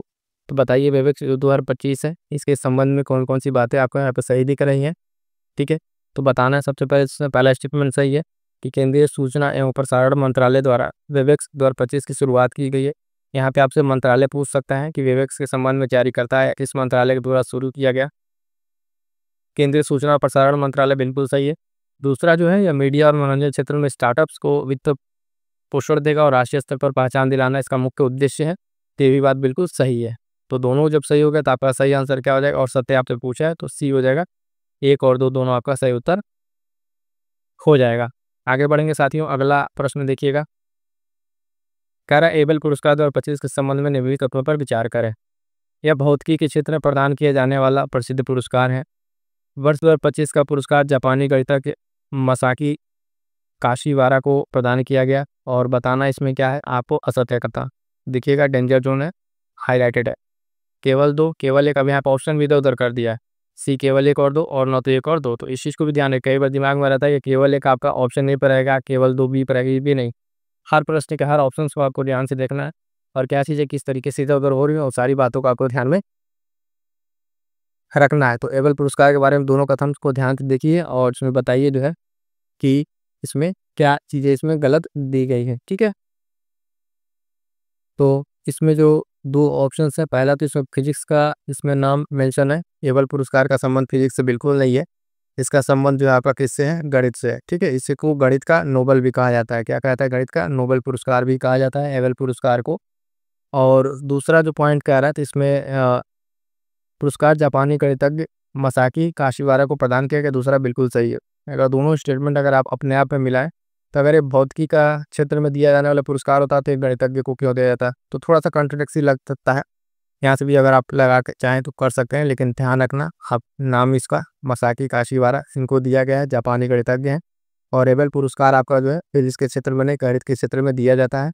और इसका नाम याद रखिए, गणित के इसको नोबेल प्राइज कहा जाता है। अब आपके पास क्या मिला, पहला गलत और दूसरा सही। आपसे पूछा क्या है कि जो है कौन सा कथन असत्य है, तो इस बारे में आप केवल एक असत्य है, तो ये आपके ऑप्शन बी पर है, केवल एक असत्य है। ठीक है, इसको ध्यान रखिएगा, है ना। तो सही उत्तर आपका यही हो जाएगा, दोनों पॉइंट्स को ध्यान रखेंगे। आगे बढ़ेंगे, अगला प्रश्न कह रहा मार्च 2025 में संपन्न आईसीसी चैंपियन ट्रॉफी एक दिवसीय प्रारूप के संबंध में निम्नलिखित कथनों पर विचार कीजिए। फाइनल मुकाबला भारत ने न्यूजीलैंड को पराजित करके जीत लिया। श्रृंखला का सर्वश्रेष्ठ खिलाड़ी रोहित शर्मा को चुना गया। और भारत और न्यूजीलैंड के मध्य फाइनल मुकाबला दुबई में संपन्न हुआ। इसमें सत्य कथन आपको बताना है। 1 और 3, 2 और 3, 1 2, 1 2 और 3, फटाफट से आंसर कीजिएगा। इसके बारे में क्या चीज़ें सही है, क्या गलत है। आईसीसी चैंपियन ट्रॉफी आप सबने देख रखा होगा और इसके जो महत्वपूर्ण पॉइंट्स हैं उसके बारे में जान लीजिए। तो इसके जो पॉइंट्स हैं उसको ध्यान में रखेंगे, पहला स्टेटमेंट, दूसरा स्टेटमेंट और तीसरा स्टेटमेंट। इस पर आपको बताना है कौन सा आपका सही है। ठीक है, तो देखिएगा इसमें जो फाइनल मुकाबला आपका भारत न्यूजीलैंड के बीच खेला गया, बात बिल्कुल सही है। दूसरा जो सर्वश्रेष्ठ खिलाड़ी रोहित शर्मा को नहीं चुना गया है, उसमें श्रृंखला का सर्वश्रेष्ठ खिलाड़ी जो है रचिन रविंद्रन को चुना गया। किसको, रचिन रविंद्रन, आरआर आपने नाम सुना होगा, रचिन रविंद्रन न्यूजीलैंड के प्लेयर है। और ये मुकाबला आपका 2 में खेला गया, तो पहला सही है, तीसरा सही, दूसरा गलत है। दूसरा काटते ही आपको देखेंगे ये कट जाएगा, ये कट जाएगा, आपका सही उत्तर क्या निकल के आएगा, आपका ऑप्शन है 1 और 3 आपका सत्य है। ठीक है, तो इस आईसीसी चैंपियनशिप के बारे में भारत ने जीता न्यूजीलैंड को हरा के। मुकाबला दुबई में खेला गया। अब बस ये सर्वश्रेष्ठ खिलाड़ी का जो है प्लेयर आप मैच कह लीजिए, ये रचिन रविंद्रन को मिला है, न कि रोहित शर्मा को। तो इस हिसाब से आपका ऑप्शन ए से हो जाएगा, सत्य कथन चुनना था। आगे बढ़ेंगे तो अगला प्रश्न देखिएगा, इंपॉर्टेंट है। वी पुरस्कार से संबंधित लियू जियाकोन को वास्तुकला का नोबेल कहे जाने वाला पृथ्वीजर अवार्ड 2025 से सम्मानित किया गया। वह किस देश के निवासी हैं। देखिए प्रश्न में किस तरीके से आपसे घुमा के पूछ लिया है। पृथ्वीजर अवार्ड किसको मिला है ये भी बता दिया, बस ये पूछ रहा है लियू जियाकोन को मिला है, ये बात आपको ध्यान रखना है। और वो किस देश से इनका संबंध है, बस ये बात आपको बतानी है। ऑप्शन है आपको पास जो है, ध्यान रखिए आपके पास क्या क्या ऑप्शन है। दक्षिण कोरिया, जापान, चीन और रूस। इस ये जो लियू जियाकोन नाम से आपको समझ में आ रहा होगा कि किस देश के हो सकते हैं, कुछ गेस लगाइए। इनका संबंध जो है ये चीन से है। ऑप्शन सी हो जाएगा इसका सही आंसर। ऑप्शन सी, चीन से इनका संबंध है। और इम्पोर्टेंट पॉइंट ये चीज़ ध्यान रखिएगा कि पृथ्वीजर अवार्ड जो सीधे सीधे नाम याद रखिएगा, लियू जियाकोन को दिया गया है। ठीक है, प्रश्नों के यहाँ थोड़ा सा घुमा पूछा, भले देश पूछा है लेकिन ज़्यादातर चांस है आपसे इनका नाम ही पूछे पुरस्कार सम्मिलित करने वाले में। आगे बढ़ेंगे, अगला प्रश्न देखिएगा। अगला प्रश्न कह रहा है कि 97वें जो ऑस्कर पुरस्कार है उसके संबंध में बेमेल यून की पहचान कीजिए। पहला कह रहा है सर्वश्रेष्ठ फिल्म अनोरा को मिला, सर्वश्रेष्ठ अभिनेता एड्रियन ब्रॉडी, सर्वश्रेष्ठ अभिनेत्री मिकी मेडिसन। भारत की आधिकारिक प्रविष्टि जो है 2018 एवरीवन इज अ हीरो। क्या ये बात चारों को चारों में से कौन एक कोई गलत है, ये आपको बताना है। तो पहला आपका बिल्कुल सही है, सर्वश्रेष्ठ फिल्म अनोरा को मिला, ये मोस्ट इंपॉर्टेंट है, इसको ध्यान रखिएगा। नहीं बता दे रहे, आपसे सिंपल सीधा सीधा प्रश्न ये पूछ सकता है। ऑस्कर अवार्ड में जो है सर्वश्रेष्ठ फिल्म किसको मिला, अनोरा को मिला। सर्वश्रेष्ठ अभिनेता एड्रियन ब्रॉडी थे, अभिनेत्री मिकी मेडिसन। डी आपका गलत है, भारत की तरफ से आधिकारिक प्रविष्टि जो है ये नहीं है। इस भारत की तरफ से क्या था, लापता लेडीज। क्या था, लापता लेडीज जो है ये भारत की तरफ से नॉमिनेट हुआ था आधिकारिक तौर पे, ये ध्यान रखना है। तो बीमेल हमें बताना था, डी आपका सही उत्तर हो जाएगा। कि ये तीनों सही है, ये तीनों पॉइंट इंपॉर्टेंट है, ध्यान रखना है। और हमें जो बताना भारत की प्रविष्टि क्या थी, तो लापता लेडीज थी, ये बात ध्यान रखिएगा। ये वाला आपका ऑप्शन बीमेल हो जाएगा, डी वाला। आगे बढ़ेंगे तो अगला प्रश्न ध्यान दीजिएगा, कह रहा है कि मार्च 2025 में उत्तर प्रदेश सरकार द्वारा राइज ऐप को लॉन्च किया गया, जिसका उद्देश्य है तो टीकाकरण कार्यक्रम को प्रभावी बनाना, सर्व शिक्षा अभियान को सुलभ बनाना, वयस्क शिक्षा स्तर में सुधार करना, 0 से 13 वर्षीय किशोरियों में पोषण की शुरुआत करना। तो फटाफट से आंसर करेंगे, जो राइज एप्लीकेशन है इसका उद्देश्य क्या है। और ये ध्यान दीजिएगा राइज ऐप का संबंध आपके उत्तर प्रदेश से है। प्रश्न ऐसे भी पूछ सकता है कि चर्चा में रहा जो राइज है, इसका संबंध आपका किस राज्य से है या किस राज्य ने लॉन्च किया है, तो उत्तर प्रदेश सरकार ने। इसका जो सही आंसर हो जाएगा, इसमें जो टीकाकरण जो कार्यक्रम है उसको प्रभावी बनाना इसका उद्देश्य है। तो ऑप्शन ए से उत्तर हो जाएगा टीकाकरण कार्यक्रम को प्रभावी बनाना। क्या हो जाएगा? टीकाकरण कार्यक्रम को जो है प्रभावी बनाना सही उत्तर हो जाएगा। अगला प्रश्न क्या कह रहा है, ध्यान दीजिएगा। मार्च 2025 में उत्तर प्रदेश सरकार द्वारा प्रदेश के किस जनपद में देश का सबसे बड़ा टेक्सटाइल मशीन निर्माण केंद्र स्थापित करने की घोषणा की गई? कानपुर देहात, भदोही, संत कबीर नगर, संत रविदास नगर और वाराणसी रायबरेली। 4 आपके जिले के नाम है, यहाँ पर जगह के नाम, और बताना है कि पहला टेक्सटाइल मशीन निर्माण स्थापित करने की बात हो जा रही है प्रदेश का। तो यहाँ जो है कौन सी जगह है ये, ध्यान दीजिए, कानपुर देहात। ऑप्शन ए से आंसर हो जाएगा। कानपुर देहात में जो है ये बात की गई है या घोषणा की गई कि पहला जो प्रदेश का टेक्सटाइल मशीन निर्माण स्थापित होगा कानपुर देहात में। ठीक है, ये बात ध्यान रखिएगा। यहाँ पे क्या होगा कि जो प्लांट लग रहा है इसमें मैन्युफैक्चरिंग प्लांट में कपड़ा नहीं बल्कि साथ साथ कपड़ा जो बनाने वाली मशीनें हैं, ठीक है, कपड़ा बनाने वाली मशीनों का निर्माण यहाँ पे किया जाएगा। तो ये बात अपने आप में बहुत महत्वपूर्ण हो जाती है। आगे बढ़ेंगे, अगला प्रश्न है, मार्च 2025 में जारी उरून ग्लोबल रिच लिस्ट 2025 के अनुसार निम्नलिखित शहरों में से कौन सा एक मुंबई को पीछे छोड़ते हुए एशिया के अरबपतियों की राजधानी बन गया है? शंघाई, टोक्यो, सियोल या सिंगापुर? फटाफट से आंसर कीजिएगा। इस लिस्ट में कई बार ये आगे पीछे होता रहता है, कई बार मुंबई उसको पीछे छोड़ता है, कई बार अब मुंबई को इसने पीछे छोड़ दिया है। तो फिर सब जो है शंघाई जो है आपका ये ऑप्शन ए से उत्तर हो जाएगा। शंघाई जो मुंबई को फिर से पीछे छोड़ते हुए एशिया के अरबपतियों की राजधानी बन गया है। ठीक है, यहाँ पे अरबपतियों की संख्या की अगर बात करें तो टोटल 92 अरबपति यहाँ पर रह रहे हैं। कई बार जो है मुंबई भी इसके पहले आया था, ठीक है, इससे पहले मुंबई आगे आया था, इसको पीछे पछाड़ के अब फिर से ये शंघाई आ गया है। तो प्रश्न जब पूछेगा तो उसमें मंथ आपको जरूर मेंशन करेगा कब की न्यूज है ये। ठीक है, जैसे यहाँ मार्च बताया हुआ है उस तरीके से आपको देख के बताना रहेगा। आगे बढ़ेंगे, सैन्य अभ्यास एक सवाल। वर्ष 2025 के संबंध में निम्नलिखित कथनों पर विचार कीजिए। भारत और फ्रांस के मध्य एक द्विपक्षीय वायु सैन्य अभ्यास है। और अगला प्रश्न इसमें मतलब स्टेटमेंट क्या कह रहा है, ध्यान दीजिएगा कि मार्च 2025 में इसका आयोजन जोरहाट असम में किया गया। ठीक है, तो ध्यान देंगे इसमें बातें क्या क्या है और पूछा क्या है। इसमें असत्य कथन पूछा होगा। क्या पूछा? असत्य कथन। कह रहा है केवल एक, केवल दो, एक तथा दो, न तो एक न तो दो। तो सैन्य अभ्यास वरुण के बारे में अगर आप सारी बातों को ध्यान से अगर पढ़े होंगे तो भारत और फ्रांस के मध्य ये एक अभ्यास है। ठीक है, लेकिन ये वायु अभ्यास नहीं है। कैसा अभ्यास है? नौसेना अभ्यास है। कैसा? तो ये एक नौसेना अभ्यास है। ठीक है, तो पहला स्टेटमेंट आपको गलत हो गया। मार्च में इसका आयोजन कह रहा है असम मतलब जोरहाट असम में किया गया। तो इसका आयोजन जो है अरब सागर में किया गया। कहाँ पे? अरब सागर में। जब नौसेना अभ्यास है तो आपका जाहिर सी बात है कहीं न कहीं आपके उसमें होगा, तो अरब सागर में इसका किया गया। दूसरा भी आपका गलत हो गया। अब बताना आपका दोनों गलत है तो असत्य कथन ही बताना, तो ऑप्शन सी सही उत्तर हो जाएगा। ठीक है, एक और दो दोनों, इस बात का ध्यान रखिएगा। जितने भी आपके सैन्य अभ्यास है वहाँ से प्रश्न बनते हैं किस किस देश के बीच में हुआ, कौन सा संस्करण, कैसा अभ्यास है। यहाँ देखिए वही कंफ्यूज आपको किया, द्विपक्षीय अभ्यास भारत फ्रांस देखे तुरंत आप सही लगा देंगे, लेकिन ध्यान दीजिए वायु अभ्यास नहीं है, एक नौसेना सैन्य अभ्यास है। ठीक है, वरुण वाला। और इसका आयोजन कहाँ किया गया? तो जोरहाट में नहीं, आपके अरब सागर में किया गया है। ये तो सारा का सारा इंपॉर्टेंट जो है आपका क्या हो गया, मार्च का जो है मार्च 2025 आपका मोस्ट इंपॉर्टेंट प्लस सारे के सारे यहाँ तक कंप्लीट होते हैं। ठीक है, चलिएगा अब इसके बाद करंट अफेयर की कुछ इंपॉर्टेंट चीज़ें बता दें। जो टॉपिक वाइज करंट अफेयर उसको आपको एक बार जरूर देख लेना है। कुछ ऐसे महत्वपूर्ण टॉपिक जहाँ से आपके आर प्रश्न बनेंगे। पहला तो आपका सैन्य अभ्यास हो गया एक टॉपिक, पुरस्कार सम्मान हो गया, सूचकांक हो गया। ठीक है, सूचकांक हो गया। इसके साथ साथ शिखर सम्मेलन, जो प्रमुख शिखर सम्मेलन है, चर्चित व्यक्ति और निधन में आप देख लीजिएगा, वहाँ से पॉइंट बनेंगे। खेल से आपके पॉइंट बनेगा। तो ये जो टॉपिक वाइज कुछ है, अगर आपको करंट अफेयर इस तरीके मिल जाए तो उसको पढ़ डालिएगा। यूपी स्पेशल से एक दो प्रश्न आपको देखने को मिल जाएंगे। ये सारी की सारी चीज़ें यहाँ जो मैं आपको बता रहा हूँ, प्लेलिस्ट बनी हुई है, चैनल पर जाइएगा, सारा का सारा आपको यहीं पे मिल जाएगा। बिल्कुल भटकने की जरूरत नहीं। आर के लिए टेलीग्राम से जरूर जुड़ जाइएगा। करंट अफेयर की कंप्लीट प्रैक्टिस करा रहे हैं आपको। वहाँ पे हर तरह से मैगजीन से मोस्ट इंपॉर्टेंट क्वेश्चंस को, मंथली क्रॉनिकल मैगजीन कवर हुआ, घटनासार हुआ, और आई दृष्टि से भी कुछ महत्वपूर्ण करा देंगे। DIS के टेस्ट सीरीज करा रहा है। ये सारी की सारी चीज़ें करने के बाद आपका करंट अफेयर बिल्कुल एक भी प्रश्न गलत नहीं होगा। सारे के सारे प्रश्न आप कर कराएंगे। अगर जितना चीज़ें आपको दी जा रही है तैयार करा रहे हैं उतना आप अच्छे से कर लेते हैं। ठीक है, तो चलिएगा, इतनी सारी चीज़ों का अच्छे से ध्यान रखिएगा। एक बार वीडियो को जितने लोग लाइक नहीं किए कर दीजिएगा और शेयर कर दीजिएगा। मिलेंगे किसी और नेक्स्ट क्लास में, तब तक के लिए थैंक यू सो मच।